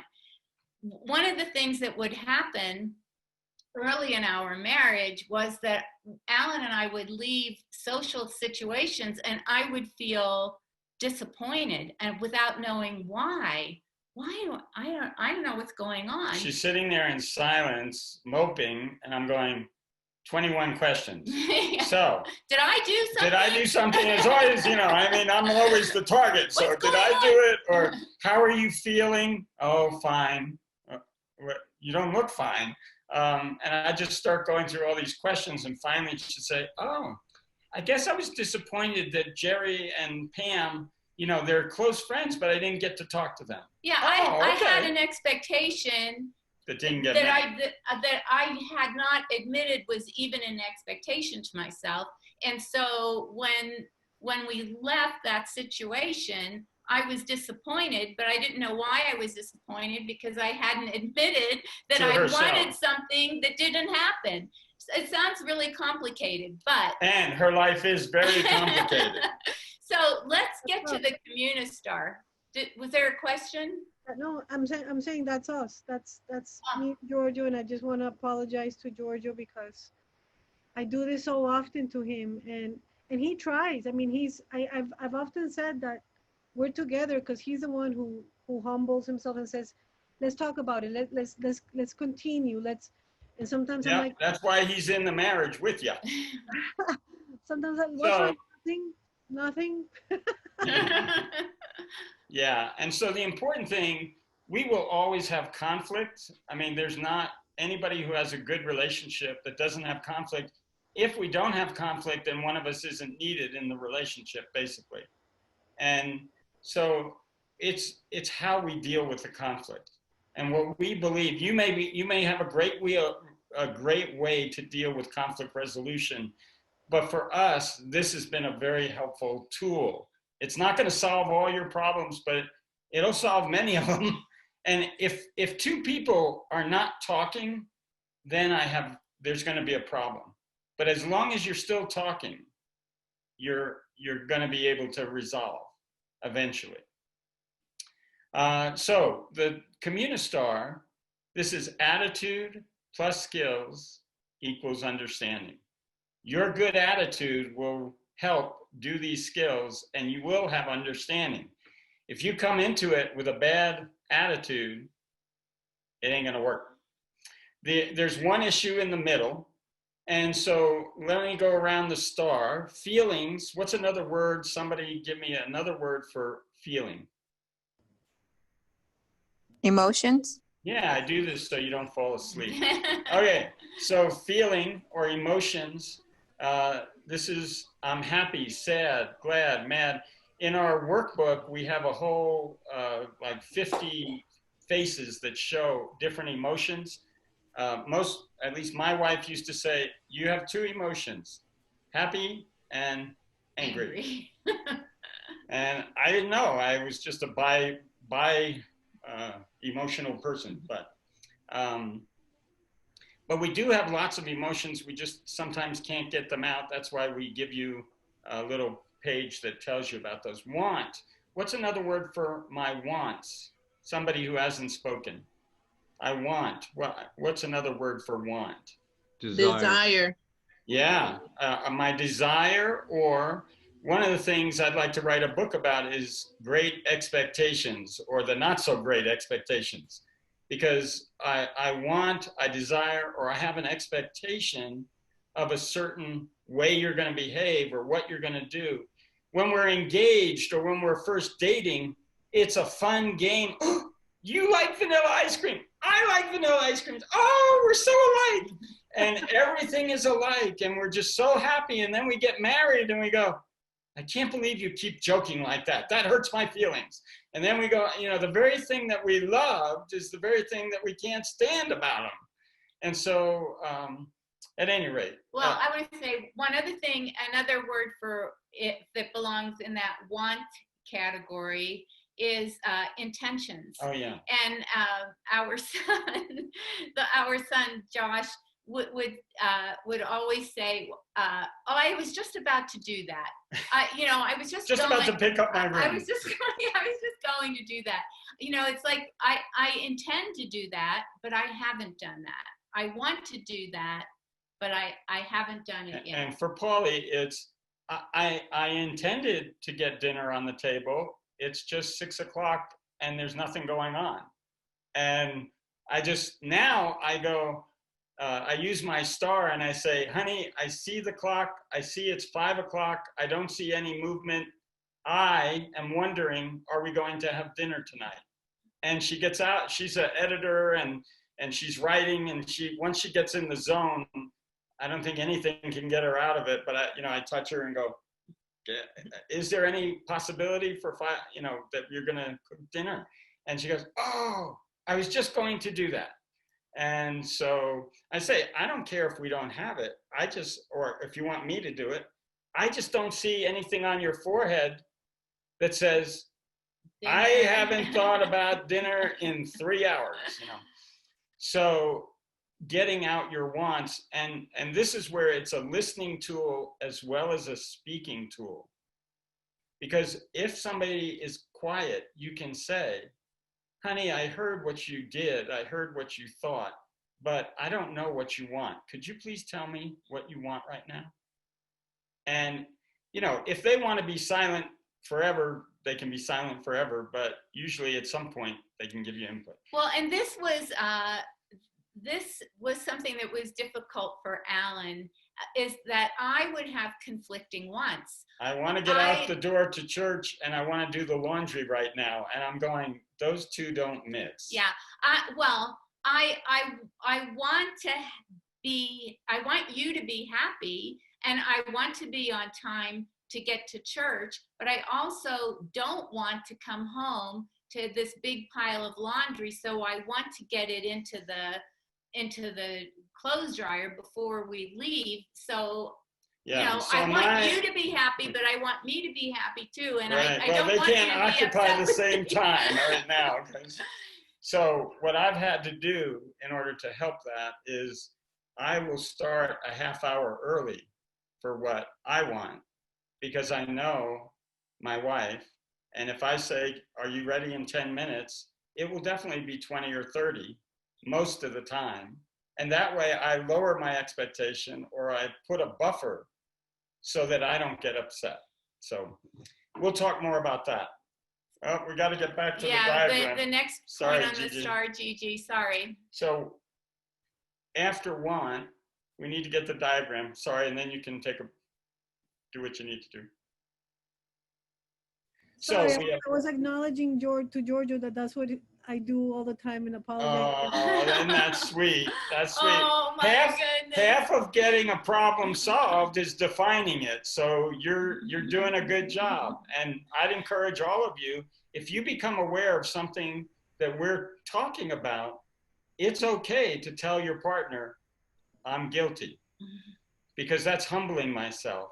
And most people, when you humble yourself, first of all, they're shocked because we're so prideful and selfish. And secondly, they open up to you usually. So we have do or action, past action, present action, future action. This sort of gives a context. Have you ever walked into a room and the person says, I just don't want to do that. And you don't even know what they're talking about. But if they give you the action, I just got home from work and my boss told me they're cutting my job by 30%. Well, now I know what you're talking about. And now I know why you just don't want to do it. So that was a past action. Present action, sometimes, let's say I have to go to the bathroom really bad. I walk by Pauly. My norm is to give her a kiss and a hug. I didn't give her a kiss and a hug. She interprets, you're angry at me. I'm going, honey, I'm not angry. I will give you a kiss and a hug. I just have to go to the restroom. So, I did an action that didn't make sense to her because it wasn't the norm. But I had an emergency, or we would have had another emergency. So, and then future, I know next Saturday's coming up. I'd like to get some feedback from this Saturday and how the seminar went. So it's a future action. I'm reporting what's going on with me. That's into me you see. When I ask you, how did work go today? And you go, fine. How fine was it? It's okay. Did you feel anything? No. Did you want anything? No. How are you doing? Fine. Honey, I told you I'm fine. Well, there's a difference between what we're intending to do and what we want to accomplish and what we actually do. And I think that it's important to distinguish between those and say, well, I want to get these things done, and I'm going to the store, and then I'm going to get a pedicure, and then I'm babysitting for the grandkids, and after that I will be home. So, you know, that's a list of very specific actions. So, and then sense is my 5 senses. I smell the baby's diaper. I think you ought to change the diaper. You know, I hear, I taste, I touch, I smell. Mostly it will be, I see you doing this and I hear you doing that. In interpersonal relationship, whether it's with your partner or whether it's at work, I saw you slam your hand on the desk and I thought, you must be really angry. And the person says, no, I slammed my hand on the desk because there was a spider there and I don't like spiders. So it had nothing to do with, you know, what the person thought. So I see or hear, and this takes out some of the emotion in our interpersonal. Honey, I hear your voice being raised. Please, could you lower your voice, because then I can hear you better. So you're raising your voice again. You did this. You know, we know how to do it wrong. We're trying to teach how to do it right. Okay, then the next one is discern. Discern is when I'm arguing with Pauly and this little voice comes in my head and says, Alan, you're wrong. You need to apologize. Now, I think that's the devil, but really it's the Holy Spirit convicting me that I am wrong this time, most of the time, and she is right, and I need to give her I need to apologize and say, hey, I'm sorry about what happened the other day. I did speak out of turn. What I was saying, I want you to hear, but the way I said it was really wrong. The reason that the word discern is it's in white there inside that circle, it's not always a tangible experience. I don't always discern. And so I do discern that God wants me to play golf this morning. So then it's not to manipulate. It's not something that it's not like, well, I want this and I think that. Sometimes there's a spiritual component. Right, a spiritual component that breaks into our awareness. And I was thinking that Alan was really wrong about something, and then, well, God showed her I was right. One time we were flying into. Oh, I love this story. Yeah, of course you love it. We were flying into South Carolina or North Carolina, North Carolina for a conference, and the conference was in Raleigh, and we flew into Charlotte, something like that. There are two cities that are about 2 hours apart, and we flew into one because we had gotten a better deal on it, and Alan had rented a car for us, but he rented the car in the other city. There are only 2 cities in North Carolina, but I missed one. And we had arrived at the airport. We'd taken a bump, where the airline bumps you to, we took an earlier flight. We arrived at our airport, but our our boxes didn't arrive with us. So we had to wait for the next flight to come in with our materials. And in the meantime, Alan said, well, we'll go and get the rental car. When we got to the rental car place, they didn't have our car. Why didn't they have our car? Because he had rented Happened to be it. the wrong city, that's rented all. it in the other city. So we had to pay for this really expensive rental car that we were only going to use for 2 hours while we drove to the other city where we had a nice cheap rental car reserved for us. And then Alan had to go back into the airport to go into the baggage claim, to wait for our boxes to arrive. And I drove this expensive rental car around the It was during 911. Pulled up in front of the baggage claim, and every time I'd pull up in front of the baggage claim, there was a security guard there telling me, move on, because he wouldn't let me park there and wait for Alan. Well, I was driving around in circles going, oh, that Alan, you know, he doesn't do details, makes all these mistakes, and blah, blah, blah, blah, blah. I'm just criticizing him endlessly in my mind. Of course, I'm not talking out loud because there's nobody there to talk to. And all of a sudden, I hear this little voice in my head going, he pleases me. And I went, what? I want that on a plaque. I want that on a plaque on the refrigerator. He pleases me. Who said that? You know, again, this little voice, he pleases me. And oh my gosh, I was so convicted. I just went, oh Lord, I am so sorry. I have been criticizing the man who gives you pleasure. And I realized then that my attitude was so wrong. That was conviction. And when I say discernment, that's what goes into that little triangle. That's a great illustration. Yeah. All right. So thank you, honey. That was good. So think. It always gives me hope that we're still going to keep going. We're going to make it. All right. Think is head-to-head conversation. What did you think about what the president just said? Or what did you think about what the Hellers did today? So that's head-to-head conversation. How do you interpret that? How do I interpret it? Yeah. How do you interpret? What do you like I see an expression on your face. How do you interpret my tone of voice? How do you interpret what Right. I'm thinking she's upset, or I'm thinking she's anxious, or whatever. So head-to-head conversation isn't going to get intimacy.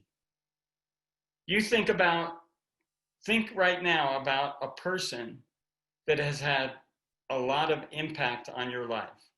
Think about a person that you're very close to. What is important about that person?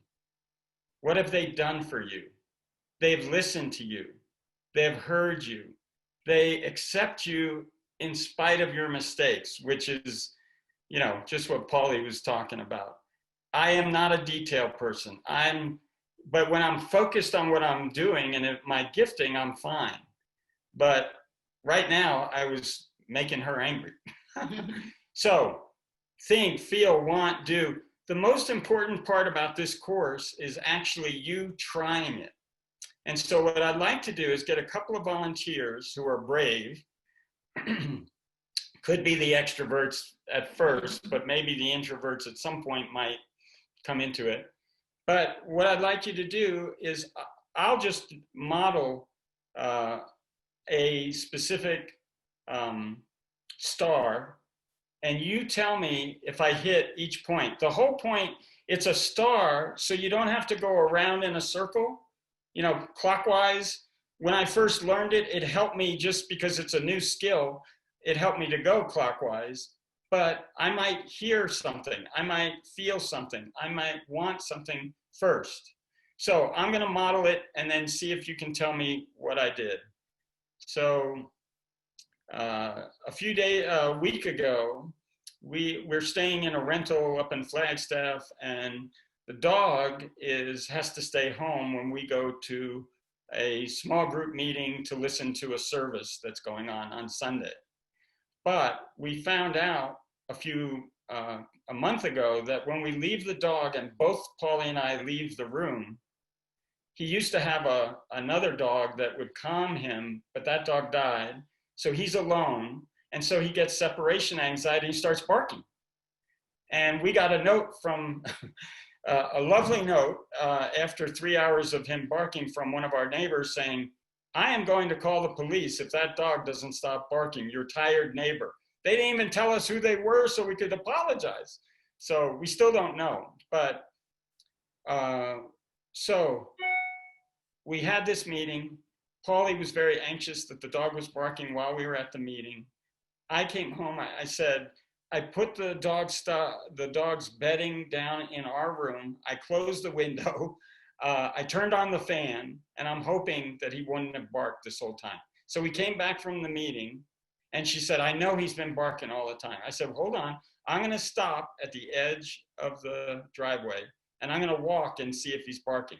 And if he's not barking, I'm going to tell you to come up because I know you won't believe me if I tell you that I don't hear him barking. So she comes up, and lo and behold, he didn't bark that time. So I was very excited because finally my wife believed me that he wasn't barking the whole time. And now we can go out and actually do things and leave the dog. All right, so give me the star and tell me, where did I start? Unmute yourself.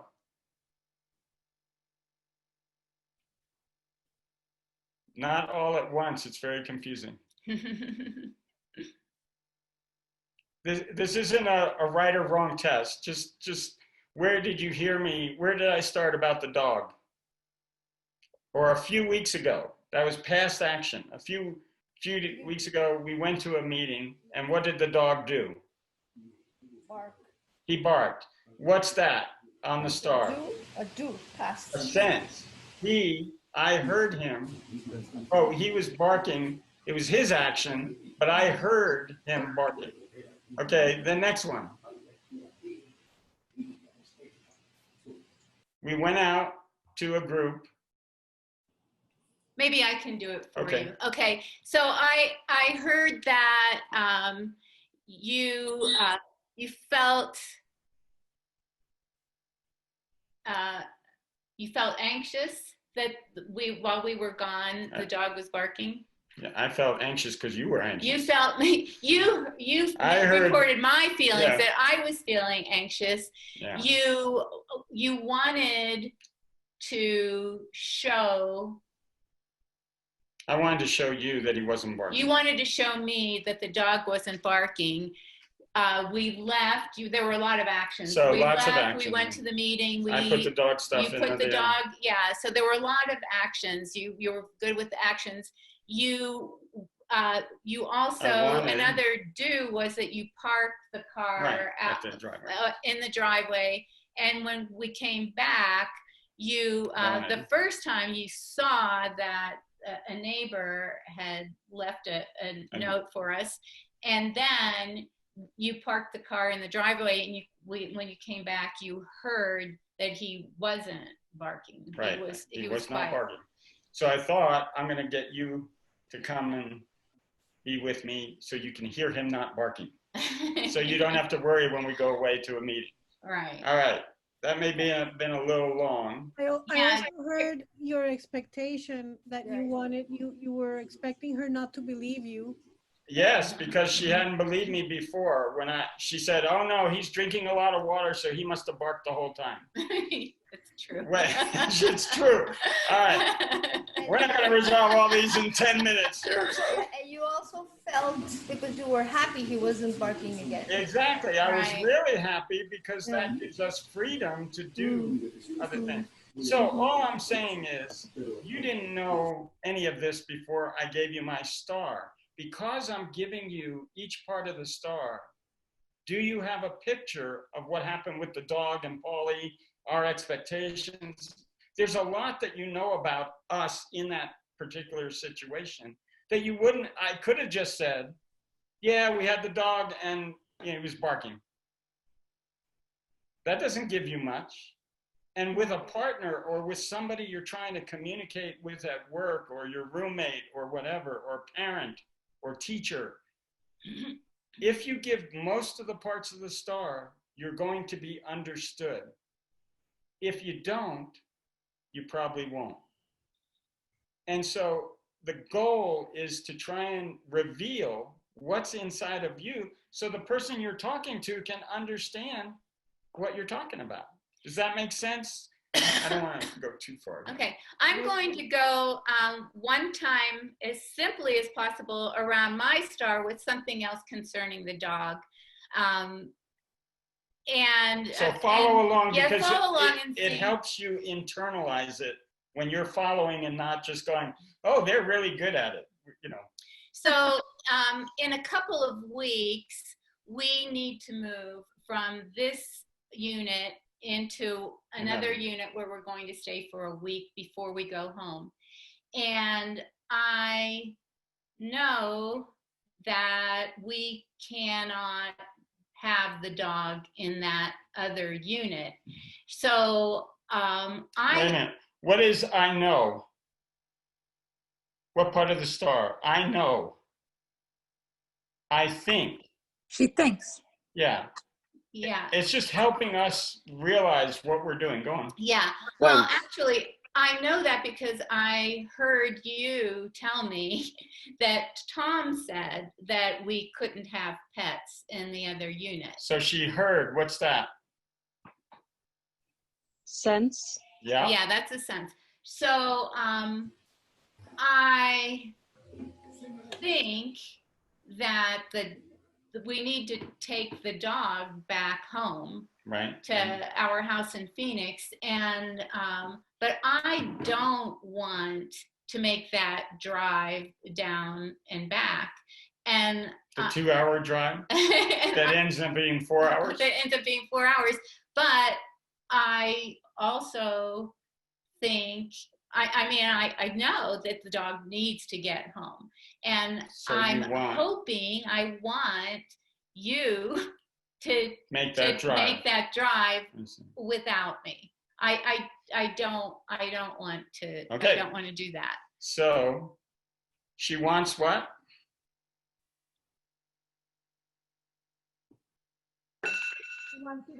She wants you to take the dog home.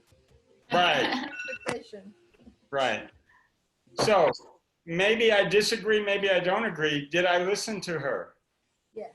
Yes. Did I let her share her whole star? Yes. Well, I didn't really share an emotion. I feel a little anxious about it, and I don't want you to be upset with me for not wanting to make Well, that now you trip. have all these witnesses, so I can't be upset. So, all right. So back to the skills. So can you see, I want to get some feedback from you, and then we're going to do one more thing before we give time to interact in terms of what have you learned this morning. What was I saying? I wanted to, Feedback. Tell me, do you see the ability for this skill to help you in you opening up to your partner, or you asking for feedback from your partner? Tell me a little bit about that. It gives you a framework to share things that you might not have thought of sharing. Exactly. And what we have found is it brings the emotional level down. It slows the conversation down. For people who are quick thinkers, for the Eddies and other people that may, they make quick decisions, this will be a little frustrating. So give it time, especially because it's an act of love to listen to your partner. It's an act of love. It's a gift you can give to your partner to help them feel valued, even if you don't like all the airplane talk and she keeps going on and on. But if you get disgusted or you devalue her, she will close up or she'll attack. Can you repeat all that, Alan? I think it's so important. Time, value, and love. It's an act of love to listen to your partner. Right. It is valuing your partner. It is a way of demonstrating love to listen to them. And again, James says, be quick to hear, slow to speak, slow to anger. And I'm quick to anger. I'm telling her what to do. And I'm wondering why I don't have a relationship right now. Yeah, it's sort of like also when you begin to express what you're feeling, and all of a sudden you get, okay, I got that, or I get it. Can you know, just get to the point. Hurry up, you know? get on with it. So what are Can you you trying hurry to up say? and get well quick? For the rest of my life. That's how most of So my Alan, sorry, Oh. I have a quick question. Well, not really a question. I'm not sure who wrote it. Maybe Lucky or Joey can help with that. But it sticks in my head because it helps me a lot. And that is 70% of all communication is nonverbal. Right. Can you comment on that? And I'm not sure who said it or wrote it.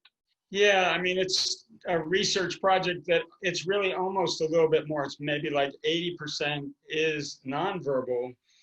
What we find, though, is if people aren't talking with each other, they need to learn a way to talk to each other. And yes, it is so important.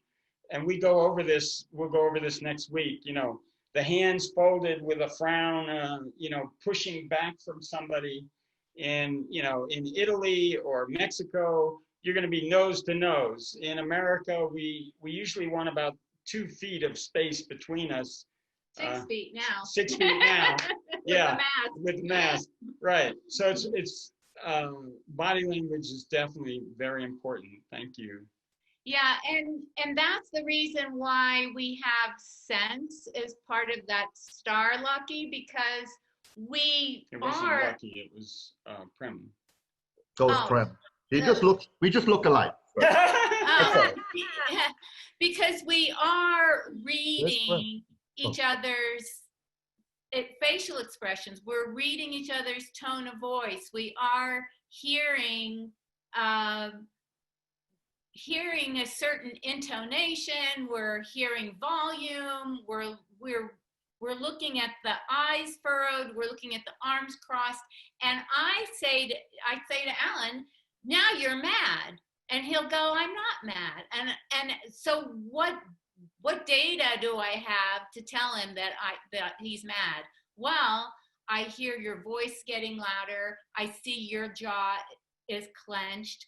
I mean, maybe you're telling yourself that you're not mad, but I am seeing all of these visual and sensory cues that are telling me that you're angry. And maybe then he can say, well, I have to talk loud because the dishwasher's running and the fan is going and you're doing the dishes, the things are clattering. And so I'm talking louder, and it's like, oh, okay. So I'm misinterpreting that loud voice. I think that you're angry, but really you're just having to talk louder. So yes. The body language is important. Yeah, so the body language is important. And if we're not really seeing the other person, but just hearing them, you know, we're not getting the visual part. But if we're seeing, sometimes we see, well, the eyes are shifting and you're saying yes, but you're shaking your head no. Or we're going, yes, yes, yes, yes. Come on, honey, get with it, you know. And they feel so valued when you do that. You know, hurry up, hurry up, hurry up. Yeah, so we might be visually communicating something that's different from what our words are. We call that a mixed message. You're giving a mixed message with what you say and what you do. And what's interesting is Jesus said, those people who love me will do what I say. So it's not just hearing it. It's not just learning it. It's actually doing love and doing it with body language as well as your verbiage. You can say, I love you, but if you keep doing something with your behavior over and over again that irritates your spouse or your partner or your roommate or your mom, if you're living with them, that's not love. Love is giving the other person what they need, not what you want. Love is giving to the other person what they need, not what you want at this time. So what I'd like to do is just review. Alan, can you repeat that again? Love is giving? Yeah. Giving what the other person needs, not what you think they need, not what you want right now. I'm uncomfortable with what you're saying, so I'm going to shut you down. Well, that's not love. No. That's not grace. That's not mercy. And, you know, God's desire is that our definition of communication is the accurate exchange of information for understanding, not winning. Because you win the battle, you win the debate, but you lose the relationship. And then the other thing we said is that communication is supposed to be edifying for the need of the moment, building up of the other person for the need of the moment. God's given me a gift of discernment, but what he taught me after everyone was moving away from me was, maybe right now isn't the time to tell them that. You know, when we went through the death of our son 10 years ago, somebody giving me Romans 8:28, all things work together for good. I know that verse. I just need somebody to say, you're going to be okay. I just need you to give me a hug. I don't need any more words. I've had it with words. You tell them, Alan, you tell them. I'm tired of telling them. And yet, with the word, God spoke the whole universe into existence. And that proverb says, life and death is in the power of my tongue. With it, I bless my Lord, and with it, I curse the very image of the people that he made. And so we have this dilemma. We do need words, but they need to be the right words, building up the other person at the right moment. And then we need to listen and hear what they say. And that will be a precious gift to that other person. So I want to turn it back over to Giovanna and Lucky. It'd be nice to hear, what have you gained from this hour or two that we've had? What's one thing you've learned in a sentence or two? Just, 3 or 4 people, that would be great. And I'll just give it back to you guys. We are really looking forward to getting through the other half of the material. And the best part is you actually doing it and letting us coach you through a specific issue. So your homework is to review the notes that you've taken, or the notes that you'll get from Gigi. Right. And the desire is bring one issue on a scale of 1 to 10. Paulie and I say, on a scale of 1 to 10, how big is this issue? And she'll say it's a 2. And I'm going, really? It's a 2? You are acting like it's a 10. Well, it was a time of a month where things get to be 10 all the time. So the next day she says, it really was a 2, and I'm sorry, whatever. But we want to give an issue that's maybe 3 or 4, something that we can talk about together online, but it's not, we don't want your worst, issues that you need to do counseling for. But something that you can pinpoint, well, I have very strong feelings about this. Right. It's not a huge issue, but I really feel anxious about it, or I'm feeling very upset about it. Or I want this to change. Even though it's not that big of a deal, but we want you to be able to take your star and say, well, I feel this, I want this, I'm going to do this. Yeah. So practice that on your own this week, even with people who don't know it, in your head, or even sometimes people carry it with them and they write it out before they have a conversation. This is what I think, this is what I want, this is what I do. And then don't hold it up to them and say, I just learned this new thing and here's, I'm going to do it on you. Don't do that. Alan, is all this stuff on your website or in your book or? Yeah, we just released a video that has the whole seminar on it. Okay. And where is that? We also have a book. We can email a book. They're $15 a piece, but we can email it to someone that wants it, or you can order it on our website. Yeah, it's the workbook that when we do a live communication workshop, everybody give gets out a a workbook. workbook. So So the thing that you recorded, where's the recording? If you just go to our website, the first thing that comes up, because we just did it, and we're giving a 30% discount, so it's $70, not $100. And it's the first thing comes up. You just press the button. It goes to a place where you can pay for it, and it's passcode protected, so it's just for you. So will you give everyone your website address, please? Sure. Walk, W-A-L-K, A-N-D-T-A-L-K, W-A-L-K-A-N-D-T-A-L-K, walk and talk, like walking your talk, .org, O-R-G. I just opened the chat, so I wrote it there on the chat for everyone to be able to. Oh, great. And the Thanks, other thing Gigi. is we have lots of free stuff on our trust book, Marital Mystery Tour. We've done podcasts, anything that will help you. And I don't mind getting an email from you. I'll try and respond within an hour. If I'm in counseling, I can't do that. But I'm just saying, we don't mind interacting with you for a few minutes. And if somebody wants an appointment, I don't know, I'd first see Giovanna and Lucky because you know them. And you can use us as a secondary resource if you want it or need it. But they're doing good stuff, so I don't want to take anything away from them. If you go to the Walk and Talk website and you go to the materials page, you can order, it's called Communication Connections. Workbook. And that's the workbook. And what did you say it was? $15? 15. So that has all the content of everything that we're saying here is in that workbook. Yes, Pauly did it, so it's perfect. Marisa McFarlane Lindsay. You raised your hand earlier to ask a question.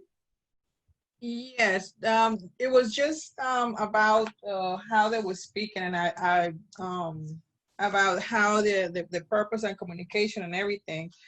And I want to thank God first, and then I want to thank Nancy for sending me the invitation, because just this morning I'm studying psychology myself, and many years ago the Lord had brought me that desire towards having something in being a advocacy for family. And then I'm just this morning literally, this is what I wrote. Lord, help me in this training. Dad, only you know the psyche of mankind. Only you know humans' mental constitution, which is woven together with their emotions that actively actioned or stars up their physical demonstrations. You the one that know what activate their motives and desires. So when this little invite came across, and everything that I am listening to have definitely brought more clarity. It's definitely going to help me out in my paper that I'm doing for my class that I have to turn in. But overall, it has been a blessing. I just wanted to share that.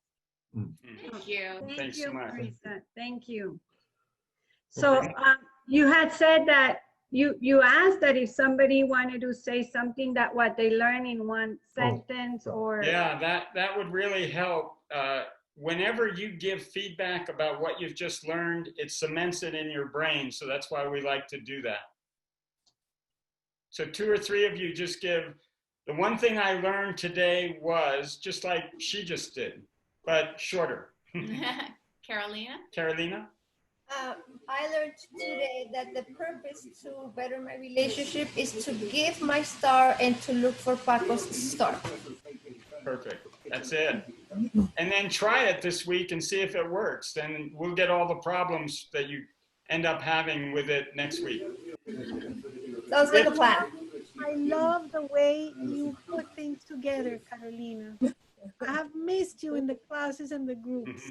I've missed you so much. Somebody in the middle there, I don't know how to pronounce it. Lissy? Rico.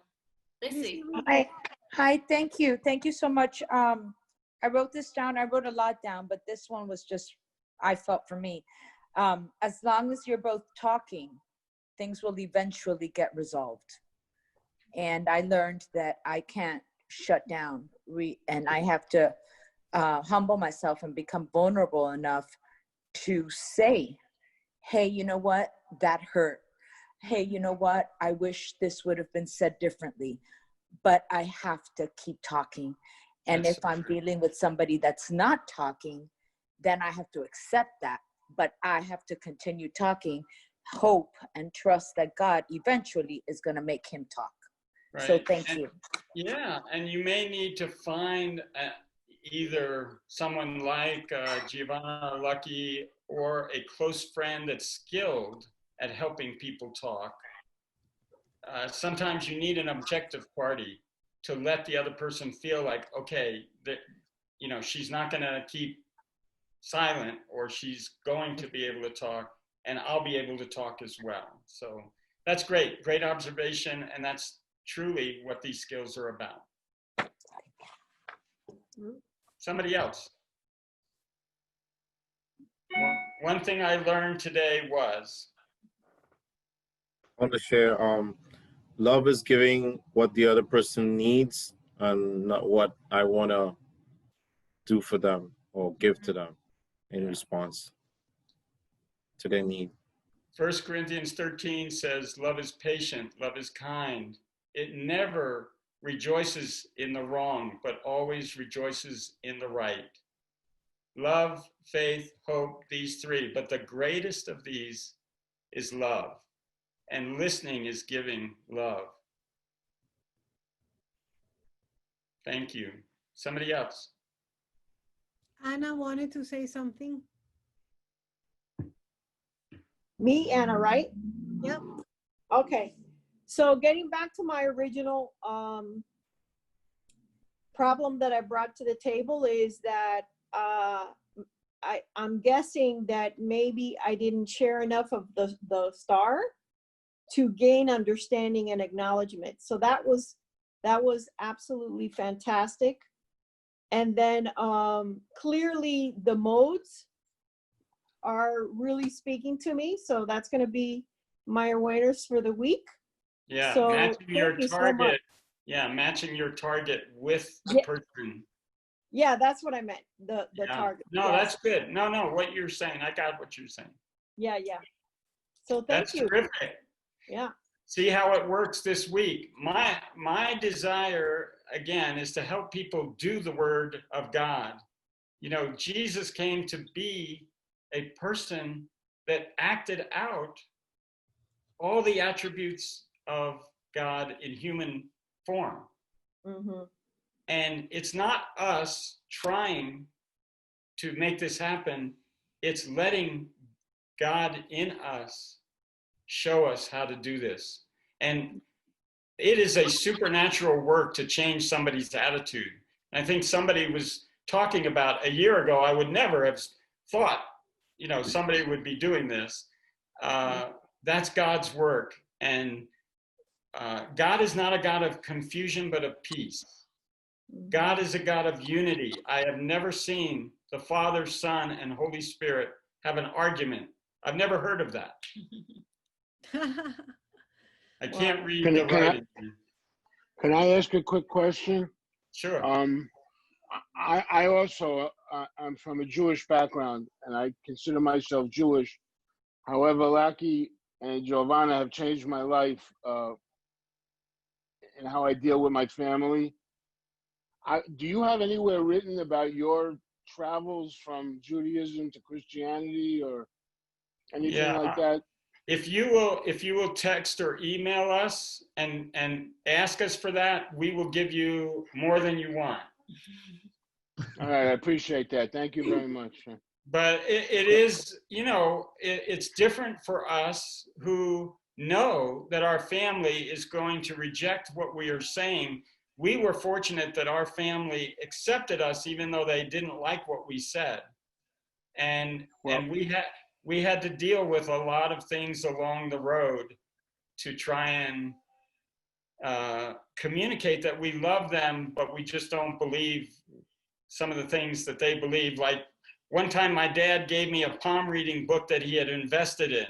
And I just thought, Dad, I love you. I appreciate the gift. I just don't believe in the stuff that it's talking about. That's all. Yeah, I although I gained so much, I have a problem with guilt, and I don't know if you can understand that. Yes, definitely. Like betrayal. You know? Right. So and be glad to talk with you about it. Okay, thank you. And definitely give you our testimony. You know, I'm always surprised at how impactful all our testimonies and stories are. Nobody can argue who doesn't know the Lord. Nobody can argue with the story that God has given you. And each one of us has a story. So Bob, I just texted you Alan's phone number, okay? All right, thank you, Lucky. I appreciate that. Yeah, more than willing to take phone call. I wanted to read what Susan earlier was posting. She hasn't figured out. Susan and Doug. I'm going to go to their yes. house today and fix their microphone, and then go to Helen's to fix her printer today. It says, Afternoon. I learned this will be a reminder to me. When you said he pleases me, when Pauly, you heard that saying he pleases me. And then she wrote, God love each of us in spite of being us. Wow. Let me just give you one more. Yeah, thank you very much for that comment. Thank you, Susan. One thing I say to many of my counselees who know God, but they need to learn to accept God's acceptance of them. They know God accepts them, but they've never learned emotionally to feel God's acceptance because of their family of origin or pain or hurts that have happened in the past that they put on God, and it's not true. And so I need to pray and let other people pray for me to be able to accept God's acceptance of me, no matter what I've done, no matter where I've been, no matter how many times I've been married, no matter what drugs I've taken. I mean, Pauly was a dope smoking feminist. She had, you know, hiking boots and rim glasses and frizzed out hair, and she was just 60. Army jacket. and God just completely miraculously came into her life, and she just talked to him one-on-one, and she said, God, you know, I'm Jewish. I don't want to not be Jewish, but if you really are the Messiah, come into my life. And he came in, and she said it was like a bulldozer bulldozed all this stuff out, and she said, this must be peace of mind. It's the first time she had peace of mind in years because Messiah had come into her heart. Oh, wow, that's wonderful. Thank you for sharing. Jesus doesn't mind. We mind. Jesus doesn't mind being called by different names. Like when you say peace of mind, we're stuck. We got him in a box, but he hasn't got himself in a box, and he's not in a box. And if what we need to know him is called peace of mind, that's a great story. And I wish people would be more open to these stories of love. Huh? Yeah. Amen. Mm-hmm. I wanted to share that as you were going through the different targets of communication, right? The different styles. My tendency, and I'm getting conviction of this, is to judge other people's styles of communication. And I went as far as even mentioning to Georgia, remember so-and-so, that they put everything in bullet points. Oh, it's so annoying, you know, because there's hurt, you know, like in times where I wanted to be heard and these people just wanted to get on with it. And then as I heard you more and more, I realized that I have judged my own husband I'm the one who tells him, can you cut to the chase? Because we've been fighting for 2 hours, and I don't want to. And I realized, like in Joanna always reminds us that we become what we judge, and it's so subtle. So even as I'm listening to your different styles of communication, and I've been convicted all morning, and I love this because it shows that something's gonna change. But wow, so subtle how the judgment comes in. Oh, this is how they communicate. Yeah. What the skills will do is help those conversations actually be shorter, because you're both using a method that gets you where you want to go, which is to understand, and then you make a decision, what are we going to do with my behavior or your behavior? But we're talking about it in such an even-toned way. And just to say, I mean, we've been teaching this and doing it for 30 years, but if I am in a bad mood and I flare up in my flesh, I can do the skills totally wrong, and we need a break. And then, you know, she'll say, I think we ought to use our skills. And I'm going, I guess you're right. I'm a little upset, you know. So we don't do it perfectly. I mean, people say, oh, you do it so well. And we go, no, we got these skills because we don't do it well. And we need something to help us out of ourselves to do it well. Back to you, Giovanna. Well, I think this has been wonderful. Fantastic. Wonderful, wonderful. I'm so glad we get to hear from you guys next week. And I think this is what I love. This is tangible. This is practical. There's so much you can do. It's real. There's so many times you go to conferences, even marriage conferences, even stuff that you come out, okay, and how am I going to apply this? How does this work? You know, and we're all trying to do it, but we can. And I think the beauty here is that it's tangible. I mean, you can take, even if you don't get the whole thing right now, but even just like you said, one line, and we begin to put that into action, then that's progress, you know? Yes.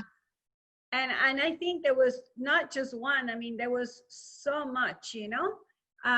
One of the things it's vital is not the conflict, it's how we deal with it.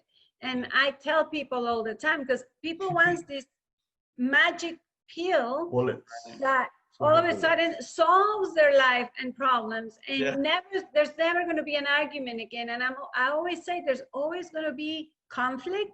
There's always going to be differences. There's always going to be something. It's how we learn to deal with it. And one problem I see, Alan, and it's even, I'm much better at it now. People don't listen to people. People don't listen. I have a real problem with that because I like to listen, and people don't listen. We're going to talk next week about listening skills, poor listening habits and good listening habits, and what we need to do to be good listeners. And we'll go over closing the loop and valuing. How do I value you, especially when I don't like you right now and I don't like what you're doing to me? So that's why we say it's how to fight right. We play by the rules. If the baseball player hits the ball and goes to first base and then crosses to third base, he's out. If you don't value your partner enough to let them talk and listen, you're out for the moment. You know, and I wanted to add something. These skills are important for everything, not just for marriage. I know I've said it a couple of times, and I know people get stuck. Oh, I'm not married. I'm not in a relationship. Who cares about communication and relationship? And then they don't realize it helps them with their job, with their work, with their friendship, with their enemies, it helps them with. And I think that's so important. I wanted to say that. Yeah, it may even help you when you go to your family for Thanksgiving or Christmas or, you know, some holiday. When you go back to your family of origin, you know? Exactly. So, but anyhow, thank you so much. I know it's been a long morning, for you guys. We love doing it. I mean, you guys were there so early and ready, and you, Pauly, were there. She's gonna take the day off now. Good. She deserves it. She more than deserves it. You, but we want to tell you thank you, because I mean, we talk about Hope for Life, and people talk about Hope for Life, but this is what makes Hope for Life, you know. Hearing, and I know you said, you know, no, go first to Giovanna and Lucky. I mean, they hear from us all the time, and I think different voices. I mean, we have a saying in our classes, would you rather be right or be in relationship, which is basically you're saying the same thing. Yes. With, you know, with another phrase that might hit someone like, wow, I got it. My goodness, we've been telling you that. Our heart is just for people to get well, whatever it costs. And so if they need to hear from you both, it's our honor, it's our privilege for them to come. We feel very much the same way, and we Yeah. couldn't be here if you didn't say yes. So we are thankful to you to give us a platform. We just want to see people whole as well. Yeah, and it's been a beautiful platform this morning, really beautiful. Thank you so very Thank much. you And we're so gonna much. let you go. God You know how bless it you, feels 3 hours rest, later. and hopefully after this whole COVID thing, maybe we Yeah, can you plan know, a conference. I was thinking about it in the middle of the thing. We really need to get you guys here, get some couples together and do this live, because this is so important every year. And we will remember, we were talking about that, Alan, on the phone. Yeah. This week, We are so- very, very open to it. However the Lord wants to use it, Yeah. that's where we want to be used. So hopefully we get to meet you here. And again, as I said earlier, you know, all these amazing people that have come and now they're friends of Hope for Life. We feel Yes. you're like family already, because Yeah. our hearts are so much in tune and you know, doing the same kind of things. So No, and we've had a brilliant morning. I've enjoyed it a lot. And so guys, my you wife know, kept nudging me to listen to and listen to you guys, you know, and do it right, maybe. Yeah, but she does the under the table trick. You can't see it. We couldn't even see the pain on your No, face. she does it very well. She's had 31 years of practice, you see. Telepathic. So again, let's welcome and give them a good warm goodbye to our new friends of Hope for Life, Alan and Pauly. Thank you so much. Thank you for your vulnerability. Thank you for your openness and your humor in the midst of the pain. You know, like this is hard. It's hard to put it into action. But with your humor, you know, it just lightens up. It makes it feel like, okay, we can do this. You know, this is doable, you know. Yeah. So God bless you. God bless your family, your grandkids. And thank you so much. We love you guys. Yeah. Thank you. Invite your friends for next week. We'll do a review. Yes. Thank you so much. Bless you guys. Hey, thank you. Bye, Gigi. Thanks for all your work, Gigi. Thank you. Guys. Thank you.